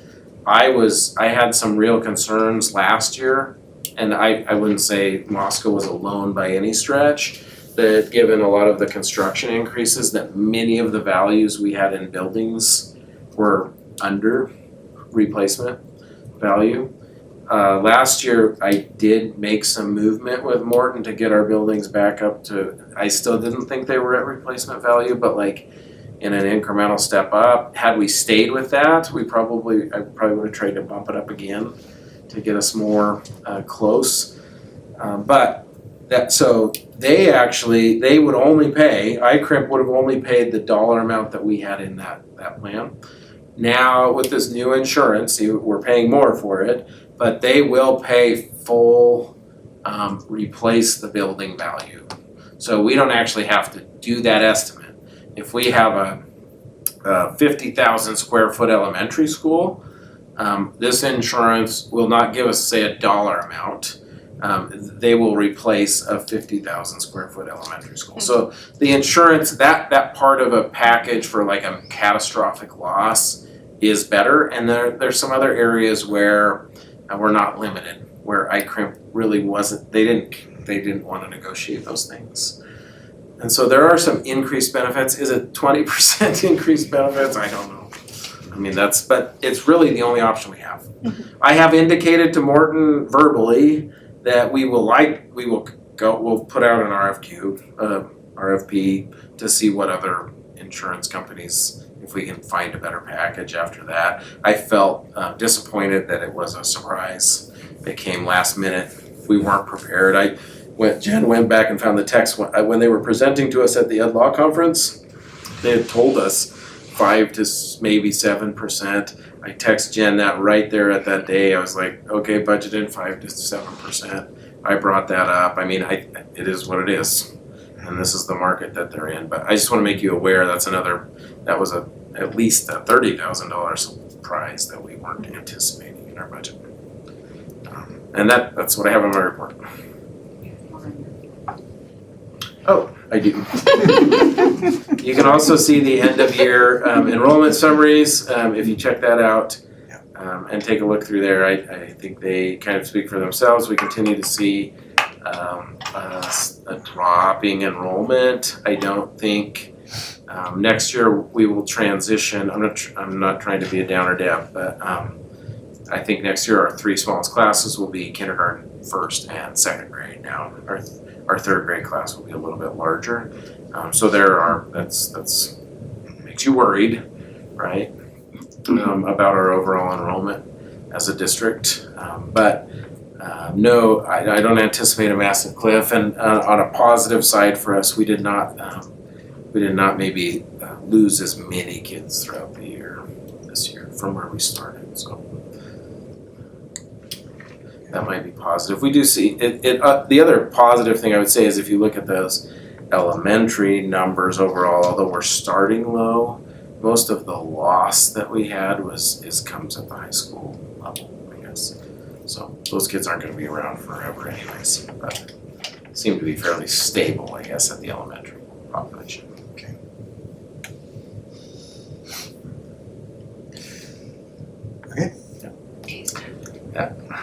Yeah. Yeah. Yeah. Any questions for Sean? I guess if you look at movement switching to charter schools or homeschool or private school, that looked somewhat promising, I thought. So at least at the elementary level. Yeah. So a lot of maybe what we're seeing is just demographics rather than people choosing something else. Yep, I think that's a good take. Yep. And I find it really important to acknowledge that we are serving more than 2,000 Moscow residents. Yeah, that's right. Like, and if you count their family members, that's way more than that. So anytime that there's this talk of like, oh, it's just loss of students, like this is still a significant portion of the total population of our town is people we're serving. Okay, thank you, and thank you everyone. Anything to say on facilities? So that's our next item. I don't. I had originally planned to have more. The network had kind of got delayed. I just met with Butch today, and we were talking this morning. Like, I do think now. I think coming into May, I was certainly at capacity with getting out of the school year, and so we are hoping to now communicate out to this facilities group and have we're going to have a meeting with NIT that's coming up next. Tomorrow, Yeah, Thursday. yeah. Yeah, this week. Oh yeah, I need to check my calendar. But yeah, so I think we'll be moving forward, but I don't have anything new this month right now. Sure. All right. So we will move on to our first discussion item, ISBA resolutions. And so the only one we were talking about was that protection resolutions for if they change the levies and the levy years, Yeah. but Yeah, and my feedback from those districts, I mean, I think everybody's, that it's a very limited number of districts. I think that everybody's just hoping to kind of fly under the radar again and not make it a big deal or an argument. And so I don't necessarily know that there's a push to support something like that, is what I would say. right, because I know there is a fear that if we make a big deal about it, it brings the state legislature's attention onto continuous levies when they might then decide to do away with them. So it's that kind of thing. So so it could make it worse if we push it. So then we would not have a resolution this year. Nope, and the other resolutions, I think the due date is July 1. And so then at that point, I'm sure you're not on that anymore, are you? Yeah. No. And I mean, if there is something, because one of the things that Quinn always does is once all the resolutions are in, she then asks, are there any we would like to sign on to as a co-sponsor of, and so we can see once she announces that, so then we can decide if we want to sign on to somebody else's resolution or not. So, and we've had a resolution every year that we at least one every year, yeah, for years, and so I think we can take a break. So. All right. So moving on to item B, dates for the farmers market. We have erase all those dates except one. We've decided on September 20th that we will be at the market. Yeah, so we'll be there. September 20th? September 20th. And so we have the table set up and I think anybody would be welcome. We can always post it as a we usually forum do. will be present. And Yeah, we usually post it that a quorum could be present and then board members drift in and out. Are you thinking 8 to 1, the total time, Ken? Yeah, well, we go set up at 8, and we're done at noon. At noon, okay. Yeah, so, I mean, it's supposed to be 9 to noon, Yes. but we always show up a little early and get set up. She can tell you she's worked at farmer's market. Yes, I know, it's 9 to noon, but You can come early. we always come early. Okay. But we're done at noon, we Okay. pack up at noon. So, and Sean will have my stuffed animals. to give out to the kids That's right. again, so. Are you going to do the pictures that Michaela put on the electronic picture show? instead of the board with pictures on Yeah, I it? think we might. Yeah, she brought a digital Digital, thank you. display. Yeah. Okay. A digital picture frame that she took to a career fair that just had a bunch of different random pictures in it. I Okay. think she's got a portable Yeah. battery pack for it too. Yeah, well, and I mean, setting up the other one is a little time consuming, plus all those photos are old. Because people have come by the last time we did it and said, well, those kids graduated years ago. Looking at the first grade class. They said they graduated years ago and those teachers retired years ago. You know, so it's like, So you won't have to lug that big body around. yeah, that makes sense. Do you need an electrical connection for this digital display? It's got a battery pack. It comes with a Portable battery battery pack. Yeah. All right, great. So September 20th. Everybody that can make it. All right, discussion item C, swim cooperative program. Sean. Yeah, this isn't listed as an action item because ultimately for the HSAA, like I am signing it as like that you guys would approve of it. So it doesn't require like a board signature or technical board approval, but just if you were opposed to something like this, I would need to know. So I like to make you aware. This, if you remember, we did change our policy last year we do charge a fee per student athlete.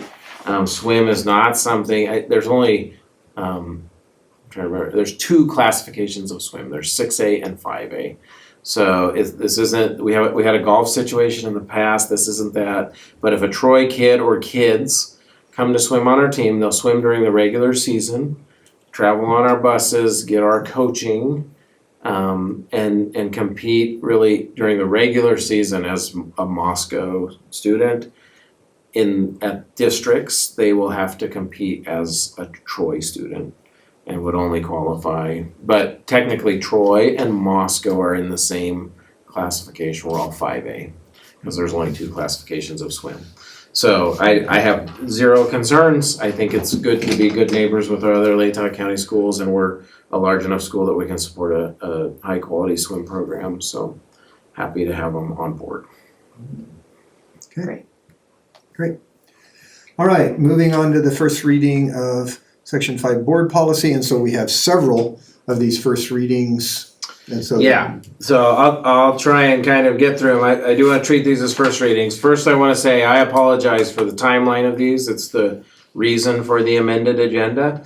I did not put everything that ISBA sent out on Friday onto this, but I do think it's important for me that we have a June reading and a July final reading, so that when I have that back to school day with our staff, I can tell them what the policy is, because there's a couple of these that are on the tricky side. The first one is on enrollment and placement requirements. One change in law that has become effective, well, it becomes effective on July 1st, is really that, and this was strongly recommended by the ISBA, is that for enrollment, we're living in a very much open enrollment environment with state law. But this does establish the board's authority to deny enrollment to any student if they were expelled from a previous school in any state, including if they were disenrolled in lieu of discipline. So what was happening in some places is kids were facing expulsion hearings and they just would not show up.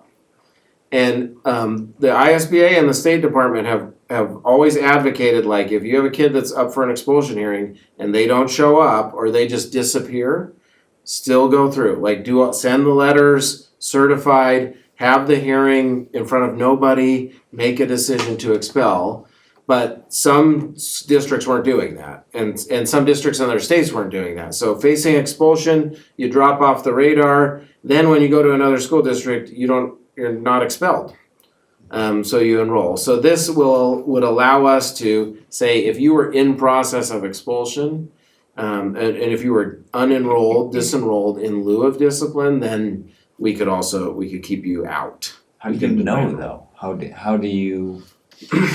I think on our enrollment form, we'll look at adding that in, like this type of language where you currently facing expulsion or under suspension so that we can have that. We would request records from any school, but again, they have to report it to us. I mean, the other thing is you could sometimes retroactively, like, so if you got a kid that came in and was causing some problems, but maybe not expellable, and all of a sudden you're going like, what is going on here? And you did a little more research and found it, then you could be like, no, we're done. You weren't honest, and even if, I mean, and you meet this mark. So you're not allowed to be here without going through a full expulsion. The other thing it does is there are some specific criminal offenses, and I don't have them listed here, but that are pretty severe, like murder or other things, where now the state legislature has said a school board does not have to accept a student, if they've been convicted of certain crimes. This is not like, I keep telling people, this isn't like a crime like you stole a pack of cigarettes from Kmart or something. Like, this is like, these are like high level crimes. They say the other criminal offenses listed in chapter 9, 61 or 66 of title 18. So that is straight ISBA language there that would be involved with enrollment and placement. So that's the first one, 5021. Any questions about that? I can move fairly quickly to the 502110. I just have a Yep. practical question. When it says the board has the authority to deny enrollment, would that ever even come before us? Or if somebody showed up, would you deny the enrollment, knowing that we have Yep. said that is our policy? Yep, I think I would deny enrollment, and then if they wanted a hearing of I that see. denial, Okay. then it would come in front of the board. Gotcha. And then the very last clause, failure to disclose will result in denial of enrollment. So even if they're enrolled, and but maybe they've Yep. been enrolled for 4 years Yep. and something behavioral comes up That meets this mark, Yeah. yeah. But what if something came up and this was a perfectly fine student, they didn't disclose it, would it require us to? Always good questions, Brian. I think it says may also deny enrollment, as the board has the authority We have the to authority deny to, but it enrollment. doesn't say So we I think have it just to. gives you authority, it does not say you will deny enrollment. What's the last sentence say though? It actually says failure to disclose will Will result in result. denial. Okay, Um, so if you lie to us, you're gonna be yeah, denied. if it comes up I at mean, I some guess point. it's lying on some sort of form, right? Yeah. Okay. I mean, we could soften that and say failure to disclose may, Or could. would be a strong, Well, I the thing is though, it's not Leading. talking, Wanna change that it's to not may? talking about them being expelled from somewhere. It's talking about them Denial of committing these enrollment. crimes. Yeah. That's that same sentence. So they have committed these serious felonies and lied about it. Mhm. It's an automatic, You're out. you're out. You're not gonna Because it's the like same this. sentence. Oh, this is That's with more those about felonies. convictions, Yeah, not it's not about the convictions, expulsions. not the Right, right, expulsions, right. it's about the Got it, got it. convictions. Yeah, So- yeah, okay. So we good? And that, I'm good I with think if they so. lied to us about convictions, Yeah. yeah, I'm fine with them Yeah, getting yeah, kicked yeah. out. Yeah. So- The next policy is 5021.10. It is that's recently changed. This is our out of district transfers and open enrollment policy, which is required by law. This just then puts into the open enrollment part. Mhm. We also noticed, I caught a little error. We had that the line in number 4 was actually a number 5 separately, which read as like, if a student had been here for 2 years, then all those other things, 1, 2, 3, and 4, couldn't be reasons for expulsion. And that's actually not the case, or disenrollment. Really, the intent is that if it's a seat capacity thing, once you've been here for 2 years, and this is actually in line with the law, once you've been here for 2 years, we can no longer say, well, we're full in 3rd grade. But we can, if you've been here for 2 years and you do something that's expellable, we can certainly expel you. Yeah, but we can't disenroll you because of capacity. At 2 years, you are considered a Moscow School District student. You're no longer an open enrolled student. And then the J is just the addition of that ISBA language for a reason to. Then what's 5? Yeah, I think There that is should no be five. five, We not can get rid of that it's- 5. We There's can no get rid of that 5. Okay, 5 became 4 and 5 in our current existing policy should all be one statement. So where there's that blue 5, Jim, it shouldn't be there. We couldn't get rid of it. It wouldn't go away. okay. That's fine. And J will be the new piece, which says this is another reason to deny an open We should enrollment. have put a white out on it, then it would have been there. All right. So if you're a That makes current student that's an open enrolled student in our district and you are convicted or adjudicated under those Idaho code sections, then we can still kick you out, even if you're not expelled by the district. So that's the difference. You get convicted of murder, we can say, we're not going to have you in our district. And that is in line with Idaho code now. That we could say, no, we're not gonna take you. All right. Only with certain offenses. So this last item is a reason for revoking Yes. enrollment? Or deny. Well, then it should be a 5, not a J. No, Yeah, they're just Because saying. like H is, you gotta present, you're responsible for your own transportation. It's only I, 1 through now 5, that lists the criteria for being denied open enrollment. I'll take a look at that. That's, Yeah. I mean, all the letters, G, H, they're just like sort of random things that apply to this, but it's 1 through now 5 that are the criteria for revoking open enrollment. Instead of making it a J.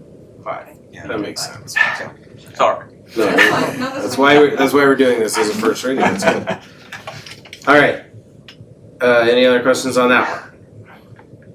Again, that is one that I would like to have in place prior to the start. This 5152 is I'm a little hesitant to do it quickly, but I've asked Brian to visit with the nursing staff as well. Our current immunization policy is not strongly aligned with the state law or the ISBA best practice. And so when this came across my radar and I was like cross-referencing, I'm like, we're really not. For a couple of reasons. One, Idaho state law now says that we currently require the official waiver form, exemption form. It is what our policy lists. Idaho state law says we can't do that. You can take an exemption on it, like I probably don't want to say it publicly, but like on the back of a receipt. You can say, I exempt my son from the MMR vaccine, and we are supposed to, according to Idaho code, honor that exemption. Our current policy would say like, no, it has to be on this form, and you have to state your reason why. All of that is gone. So this is really just an opportunity, and this is not me creating new policy. This is taking the ISBA policy and plugging it into what we thought were the right pieces. And including creating a couple of those new policy sections and deleting the old policy.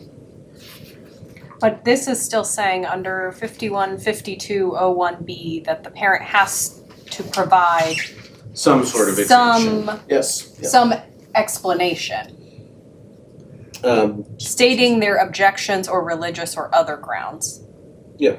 So they can't just say, I don't want this vaccine, they have to say why. Although it can be because I don't want that. Because I said Because so. I said so, yes. Correct. yeah, they just can't say no. We will still continue to use the official exemption form. I'll still encourage our staff to say, like, if you want to exempt out, really, here's a nice form that it helps us with paperwork, so we're not keeping receipts with a note written on it. So that won't change. The other part that we don't have built into our policy is that we are required, anytime we communicate about immunizations, that law stuck us with, like, you have to communicate that an exemption is a possibility. If you would like an exemption, here's the law around that. And that's like a requirement of law that we do that. So if you're emailing a parent, like, hey, I need to get your immunization records, you also have to have a piece that says, by the way, if you don't have them, you can exempt them, according to Idaho law.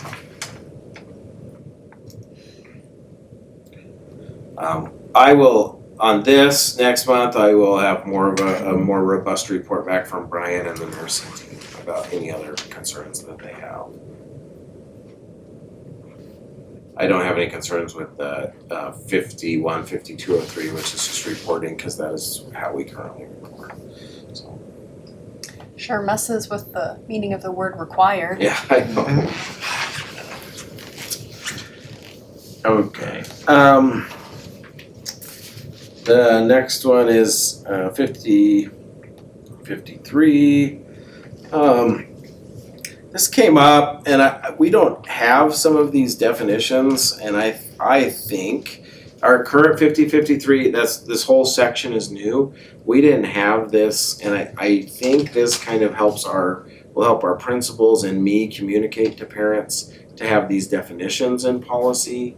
I've communicated this to our principals, but this was ISBA standard policy that I thought fit nicely and kind of is a good lead off to the suspension and expulsion section regarding, so any principal by law can suspend for up to 5 days in that temporary suspension. A superintendent can provide an extended temporary suspension of up to 10 additional days, just so the board knows, so 15 days, and then a board can add the prolonged temporary suspension for an additional 5. Typically, I don't know if you guys as a board have ever had someone come to you for those last 5 days, because typically if you get to that range, I'm probably coming to you with an expulsion, right? Not a 20 days out of school, but that is a possibility that the suspension could go as much as 20 days with the board.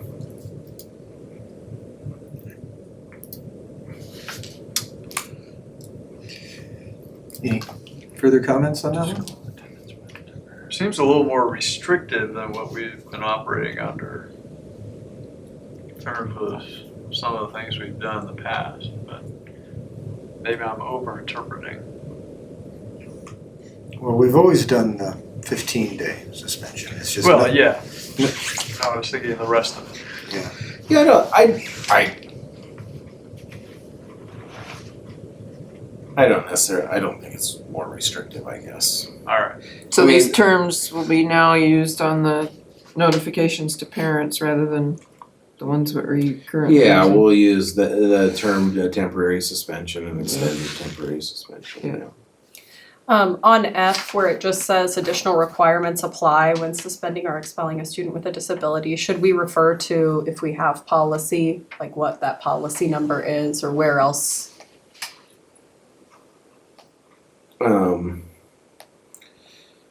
I don't know that F is like completely necessary, that's true no matter what. So it's more of just kind of a statement of that the board recognizes that.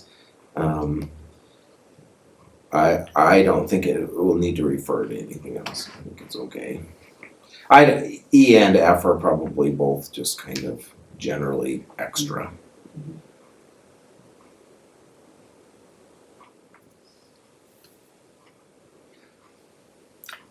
I guess the second paragraph under E was what I was pondering. That's all new? This So is E- ISBA yeah. language, yeah. Except in extreme cases.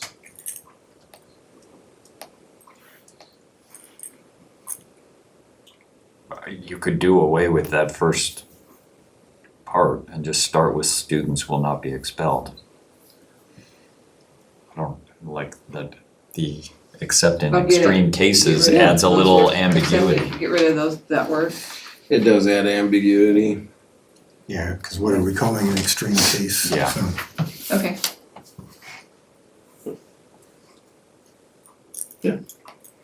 Everybody good with that? Where is that? It's in E, the second paragraph, the first 4 words. Except in extreme cases. Yeah, except we're gonna remove that. Oh, yeah. But it does, I mean, it does imply that there have been previous Well,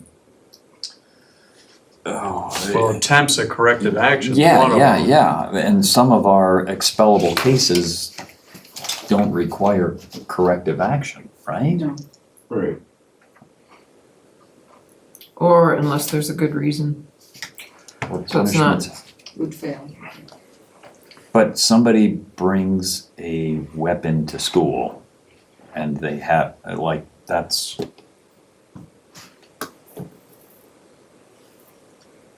I almost think, Brian, that's where, except in extreme cases, I think that that's probably where that terminology came from in their thinking. I would actually, Because a weapon would be an extreme case versus Right, some of the that's other automatic offenses I that think we need it there. have done. So we don't take other corrective measures, we go right straight to expulsion. I would be comfortable with E and F being just Removed. not worrying about it. Remove them, Yeah. total, okay. And then, I see we have that, you see that it says model board Oh, yeah. policy manual. Yeah, we will take that. I caught one of them already and I didn't catch that one, sorry.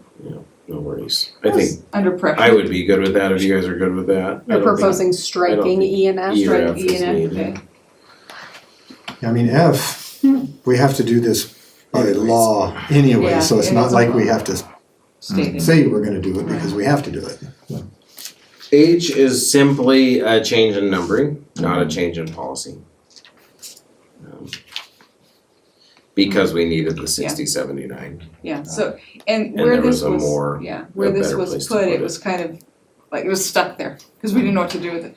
So it's better. If you really wanna be brave, I would be good with striking it completely, but it was Which one are we like talking about? the next one, 67. Oh, okay, I didn't know we sorry. were done with this one. Yeah, selection Okay. We policy. moved on. Okay, you moved on quickly. Selection of computer software. I would think it would fall into any curricular definition. This came from like, I think it was 2004 was the last time that policy had gotten updated.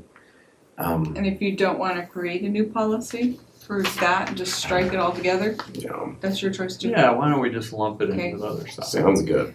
So it's understood that in a curriculum adoption, That's still a the change that we'll have software's to gonna approve. go along with, okay, so just, That Do you have seems any to- concerns That seems with to be that, a simple Carrie? way to do it. so this won't come back for a second reading then. Well, it's a change in policy. It wouldn't be, because You're there, striking a policy, I think. but this was never a policy. No, but 6079 is, so we have to get rid of the, oh, I Okay. guess so. Yeah. Because we were just gonna give it a new name, so you're just saying take this all out. But if we're gonna put something new into 6079, we have to formally Okay, strike. so then I will We're put this talking back about into H or 67 I? and show it out. We are talking about H. Well, it's 6075, not Yes. 9.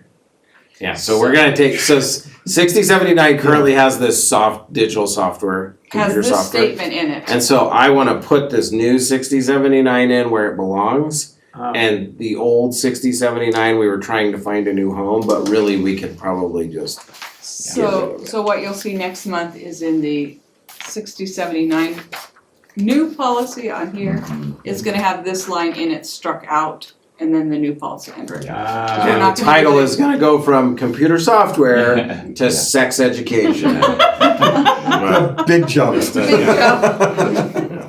Okay, so. but the number will stay the same. Yeah. Not just sex education, but health, sex education, and human sexuality. And I'll show you. Okay, Last two are probably the most tricky, and the reason why I need your guys' eyes. This is going back. This is the model ISBA policy.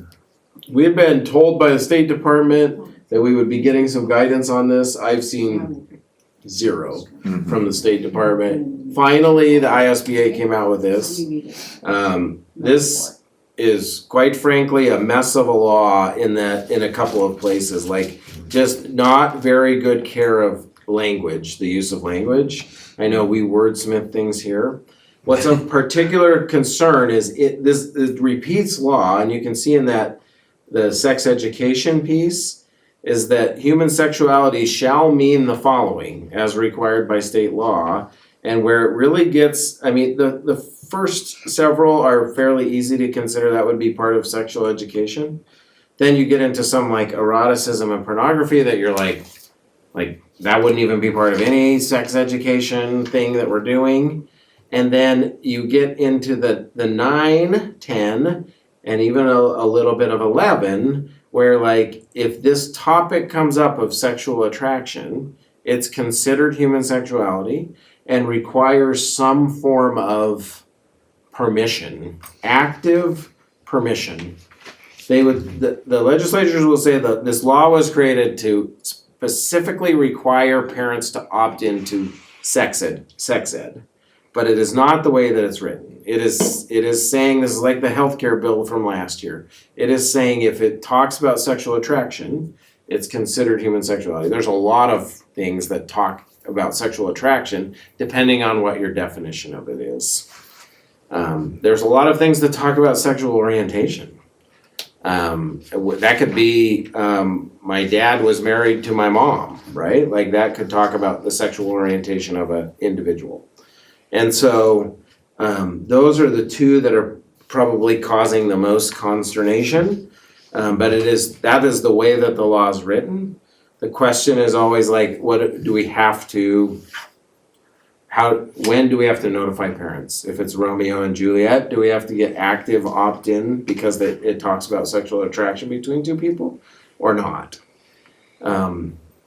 My best guidance that I can think of is adopting this policy because we have the protection of the ISBA kind of recommending it and rolling it around. But then guiding staff is still a little bit difficult in this policy.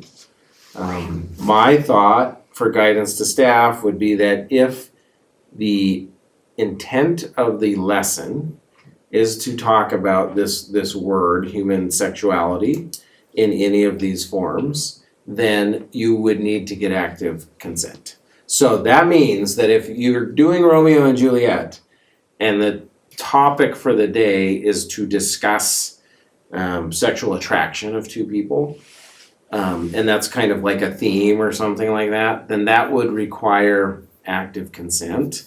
But if your book by itself has a moment of sexual attraction in the unit that you're doing, that would not require kind of sending out a form to get permission to talk about it. But then they throw in gender identity, Yeah, which is everything. Everything's. I mean, literally, if it says she walked to the store, right? Like that. well, I mean, a book about manliness and valor, which Yeah. I bet they didn't mean to scoop up in this, is gonna, I mean, that's what that is. That's about gender performance. So again, my best advice to kind of be reasonable and not have to send home permission every day for high school English, would be to say like, if your unit or your lesson is centered around one of these themes, then we probably should be following the law and reaching out and getting active consent from the parents. If it's not, then we wouldn't necessarily have that form go out. There is, so you can see that, you can read through this, and this is first reading, and we can roll it around some more. There's a second part of this, which is I think it's called the Olivia's Law or Olivia's Video, which is if you teach, this is the interesting part, if you teach human biology, contraception, or STIs provided to students in 512, you have to play this specific video. That has to be, this is the way the law reads, has to be at least 3 minutes long, has to show the development of brain, heart, organs, and other vital organs, or sex organs and other vital organs in early fetal development, and it must include a high-quality computer-generated rendering or animation showing the process of fertilization and every stage of human development inside the uterus. So now we've got this like circular thing. If you teach human biology, everybody's got to watch this video, required by state law video. But in order to watch that video, you're probably going to need active parent consent to do that. There's other. So just devil's advocate here. So say by law, we have to show this video, but we have to get parent permission for their kid to watch the video. Are then we violating the law because we're not showing the kid the video? So. No, because they have that form to opt out of that. they can opt out of the video. They can opt out of the video, so they're We allowed just to have to opt out of the provide. video. So parents can opt out on the video. Okay. But we have to, show it to any that opt Don't in. Right, okay. Correct. There's some other language in there from the ISBA that's passed in recent years regarding if a person, if an entity provides abortions, they cannot provide sex education instruction or materials. That's Idaho state law. Idaho state law requires abstinence focus, although it doesn't have to be abstinence only, but abstinence has to be taught by Idaho law. And so that part's in there too. So I'll let you kind of roll that around your head, and I'm just gonna move on to the other part of that one. Which is the forms and the procedures. So the procedure is the one that I really wanna focus on tonight. You can see that. The procedure would be like, so what do we do if somebody complains about this? Because I think one thing you might see is like the library law, like at the end of the day, people are really comfortable with what we're doing as a district.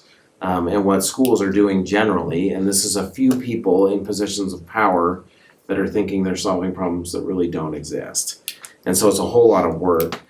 I do like some of the stuff they put in a procedure, which is right off the bat, if a parent or guardian has an issue, like that, it is strongly encouraged in this procedure that they work it out with the principal. And the principal can retroactively say, oh, you're right, like maybe it does meet this, would you just like to sign this permission slip, or we'll send them out tomorrow, something like that we can self-correct. I don't think we're gonna get a lot of these. I mean, maybe I should knock on wood when I say that, but it's gonna be a lot of work for very little. And if one or two people are upset, I think a lot of times our principals are very skilled at working with parents that have concerns. We have plenty of policies that say if you wanna opt your kid out of certain instruction or aren't comfortable with something, like, we're gonna work with you. We try to match the values of our parents and make sure that we're not pushing anyone or forcing anything on anyone, regardless of what their background is. So that, I like that part. It gets a little bit like heavy though, of like, the district shall provide a form to the parent or guardian who's making such complaints, and the parent guardian should indicate on the form whether they want retroactive permission for instruction, which would be great, or request some form of rectification. And then I would have to meet with the student, parent or guardian and the student who attended the class and investigate, do a student interview and take statements, interview the teacher and other adults who have been present, and then a review of our standards, the district process and procedures, and the policy itself, so kind of review it. And then with 30 days, I would provide a summary to the board of my findings that I could do one of these 4 things. I could recommend the board to change the policy, update it, make it more, as we're trying to figure out what works. I think they kind of wrote this as a way of like having it be self-healing, in that they're gonna write it. If they start getting complaints, then one of the actions that the superintendent can be like is, man, we've got 10 complaints, we need to relook at our policy. We could revisit the district's curriculum relating to sex education or human sexuality. We could issue an apology, or we could a direction from the superintendent or district staff on how similar situations should be addressed in the future. That would be our procedure.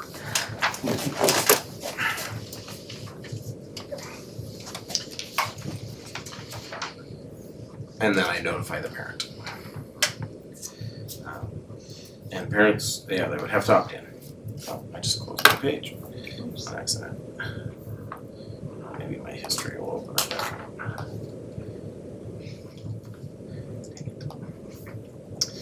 The last one, I'm not 100% sure is necessary, but I wanted to put it in front of you. It is, I'll just open it up here. Sorry, I closed the wrong window.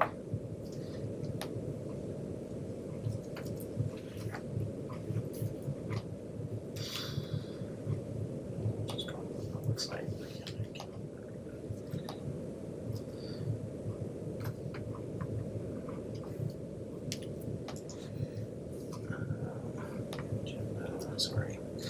Okay, is around flags and banners. So, one, I wanted to put this in front because the ISBA had it up.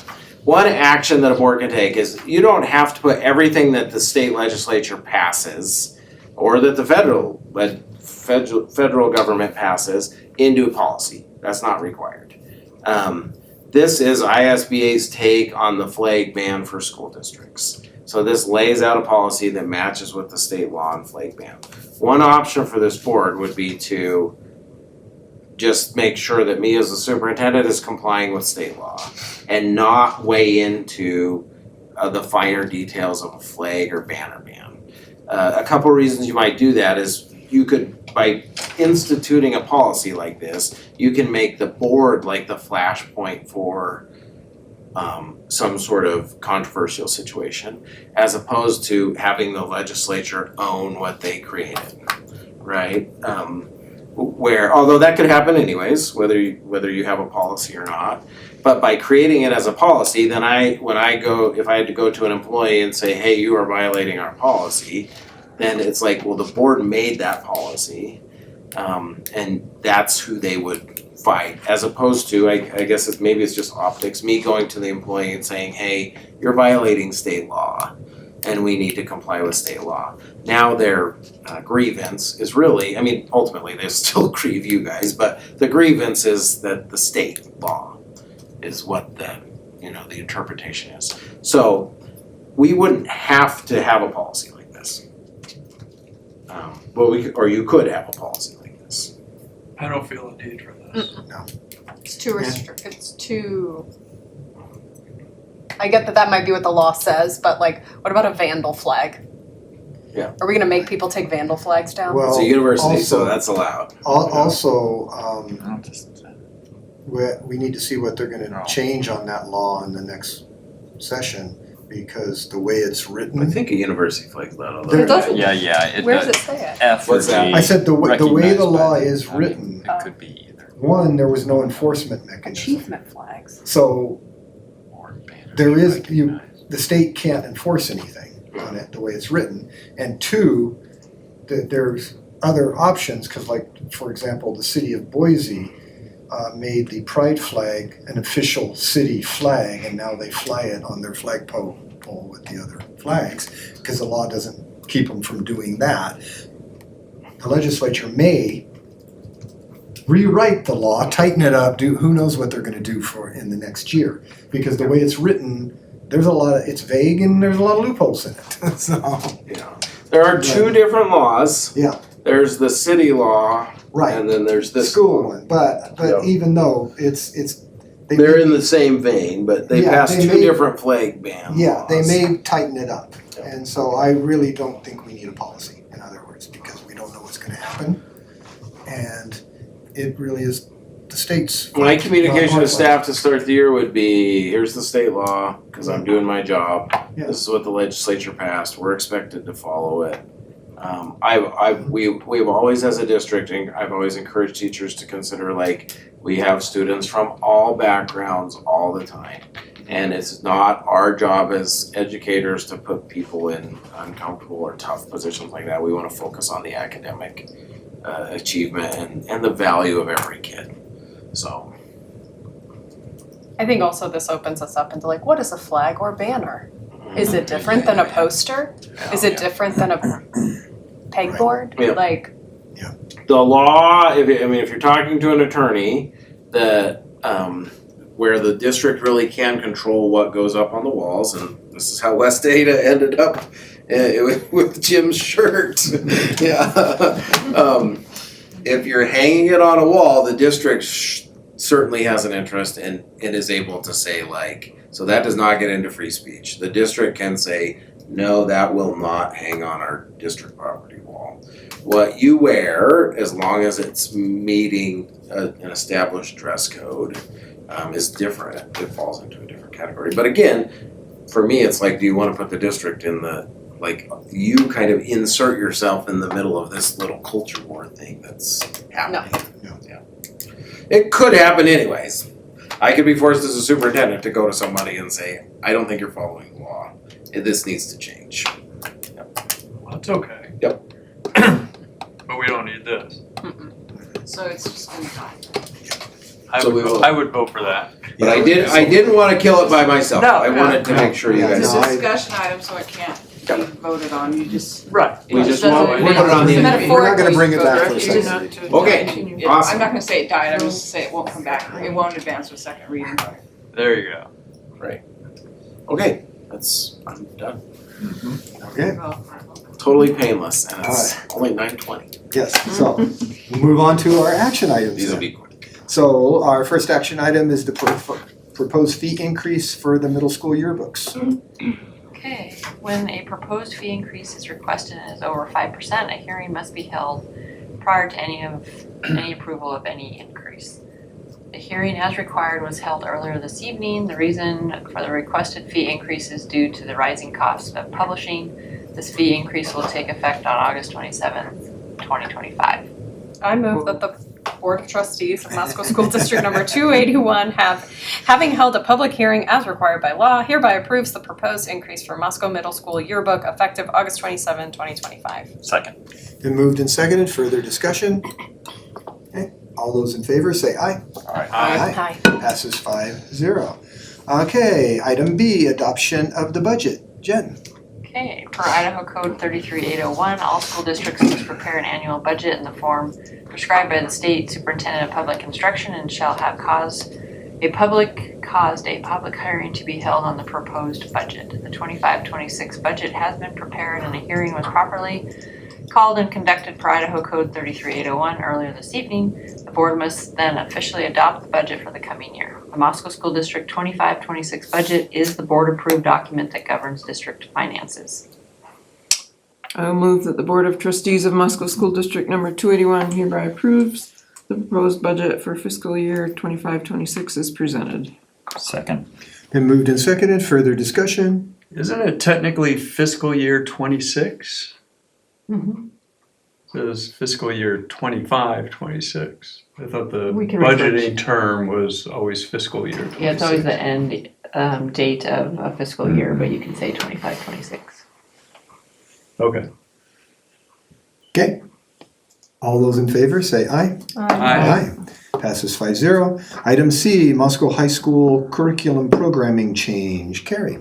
Proposed new curricular requests require review before approval by the Board of Trustees. The Conspiracy Theories and Historical Mysteries class is designed to build students' analytical skills by exploring some of history's most intriguing questions. Through the study of these events, students will learn how to conduct research, analyze sources, evaluate differing viewpoints, and construct well-founded historical narratives. The course aims to foster critical thinking, enhance media literacy, and inspire a lifelong love of learning. This course supports the goals of the Moscow School District's strategic plan by fostering critical thinking skills that prepare students for future careers and responsible citizenship. It also aligns with numerous Idaho State social studies standards by enhancing students' abilities in research, communication, and analysis. The current budget is adequate. I will move that the Board of Trustees of Moscow School District Number 281 approve the request for a new course at Moscow High School Social Studies 11 through 12, Conspiracy Theories and Historical Mysteries as presented. Second. Been moved and seconded, further discussion? I just want to say I wish they had classes like this when I was in high school. Some of these new classes that the high school's I'm been interested doing. in sitting in. Do you have any specific ideas about what they'd study? I didn't get that information from here, no. Just curious. Particularly the most intriguing questions. Yeah.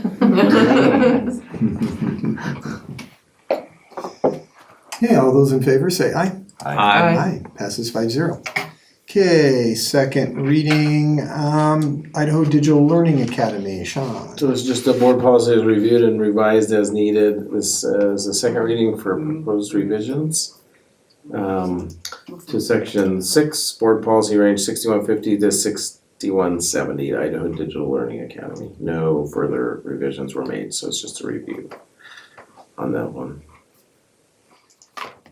I move that the Board of Trustees of Musco School District Number 281 hereby approves the revisions to Section 6, Board Policy Range 6150 to 6170 Idaho Digital Learning Academy. Second. Been moved and seconded, further discussion? All those in favor say aye. Aye. Aye, passes 5-0. Who seconded that? Jim. Jim, thank you.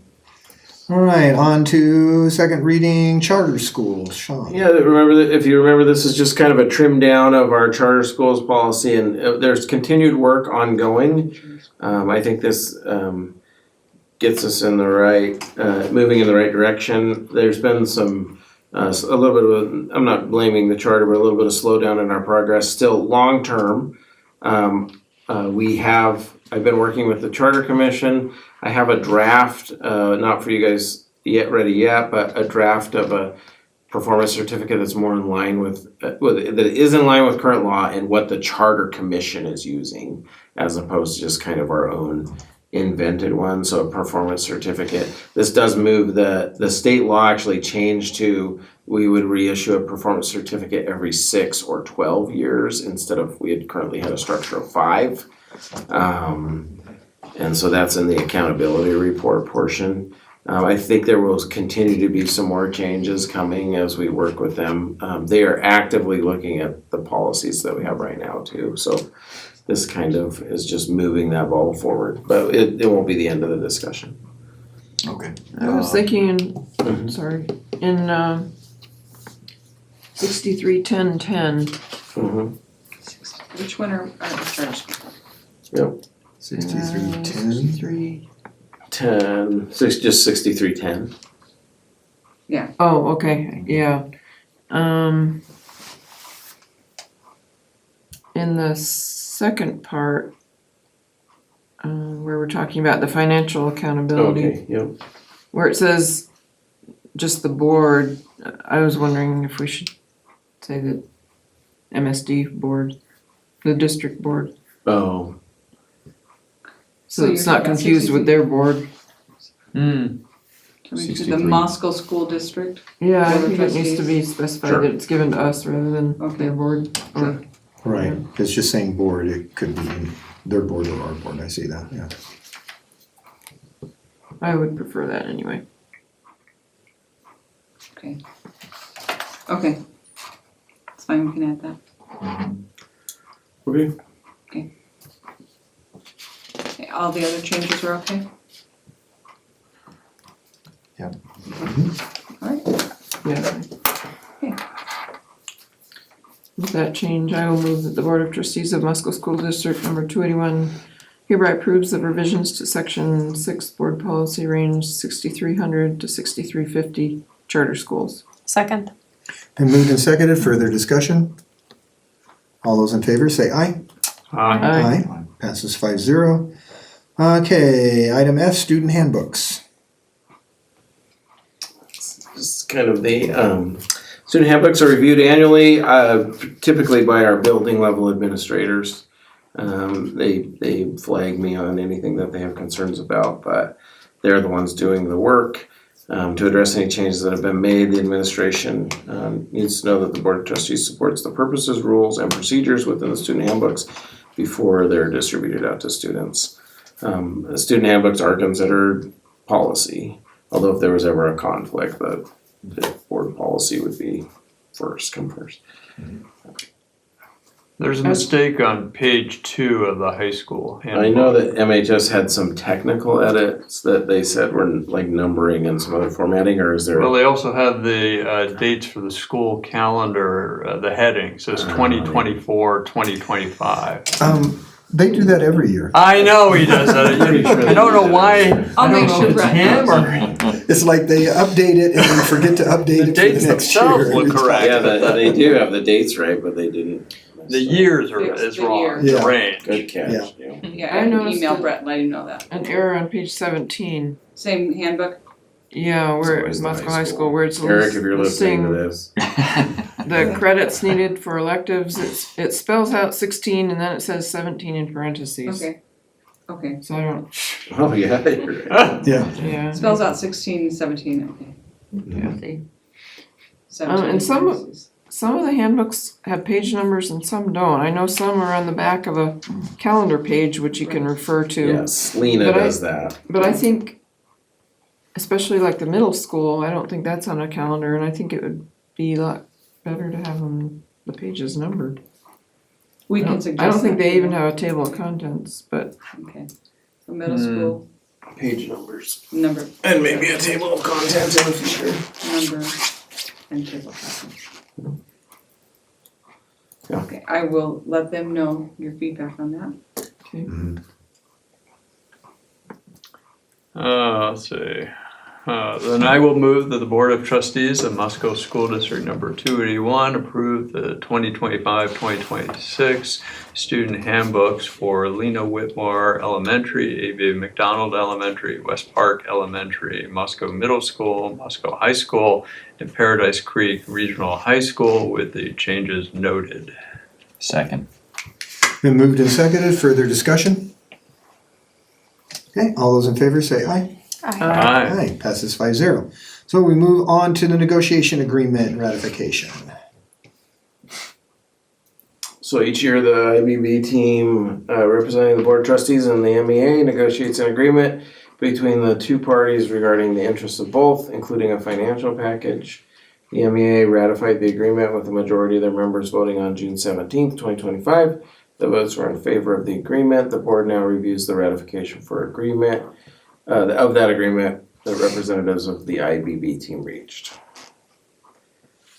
Just for you guys' information, you can see the changes or the things that were agreed to. I thought the IBB process was very good and friendly and productive, I guess. Overall, a lot of big topics, some of which we kind of, I guess I would say, like slid off a little bit for continued work, but that's what happens as we continue to roll around important topics. John. And some things we moved really quick on. Yep. On page 40, fringe benefits, that should be 998. 998? 998, yeah, 73 plus 925 is 998. The increase is right, So I can't add. but the total, yeah. 998? Okay. Yes. I'm sorry. That's So is right, it it's a correct draft. The big picture things would be there are a couple of additional days for special education teachers that will come at the beginning of the year. 2.5% increase on salary and a $73 increase on the health insurance benefit.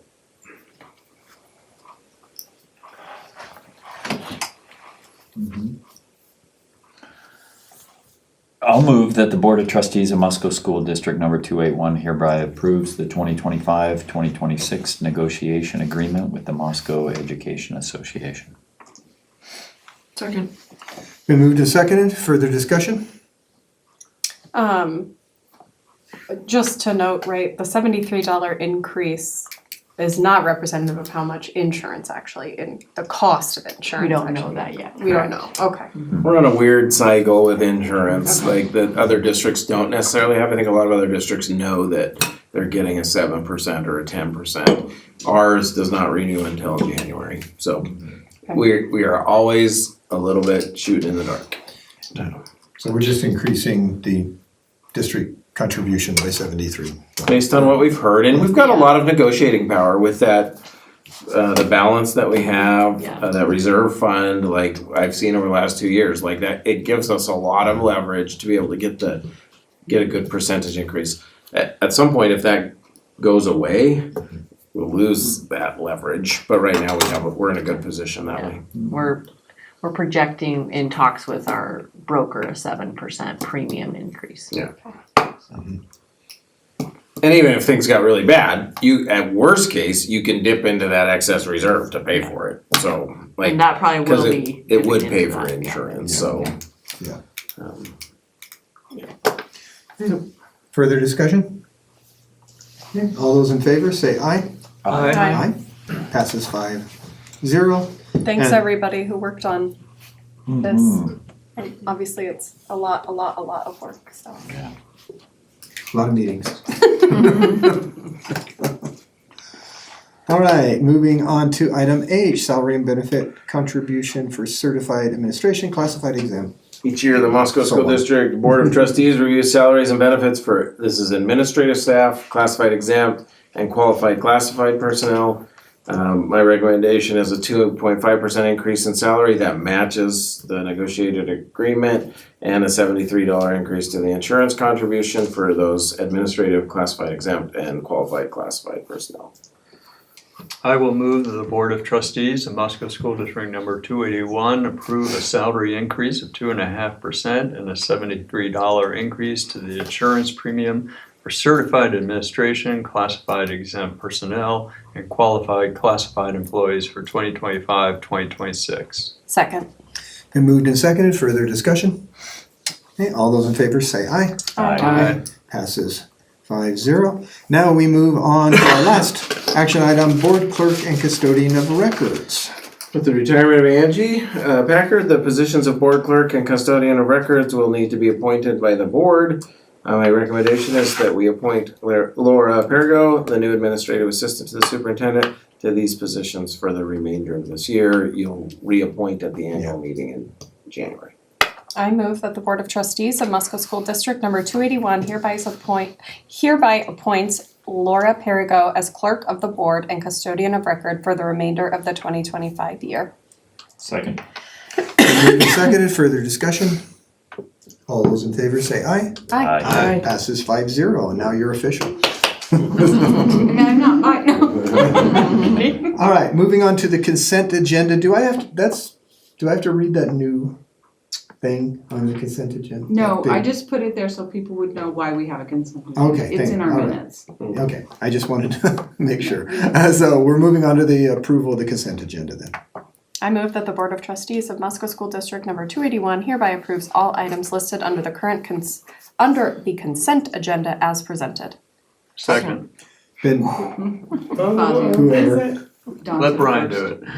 No, it was. That- Don it said was- first. It was yeah. Don. You- Oh, it's let for you Let two. Dawn do it. Okay.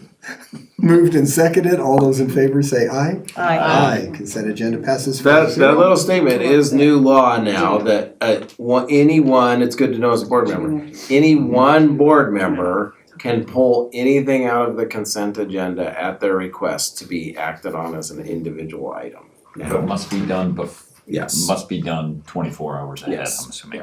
So every board member has a right that no longer, a board chair couldn't say like, no, I'm not gonna consider it. Every board member could contact the clerk 24 hours before and say, I want this particular item pulled out to an act.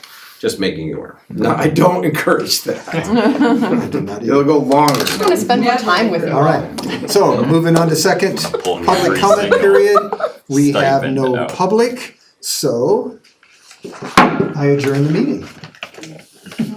Hooray. Wait.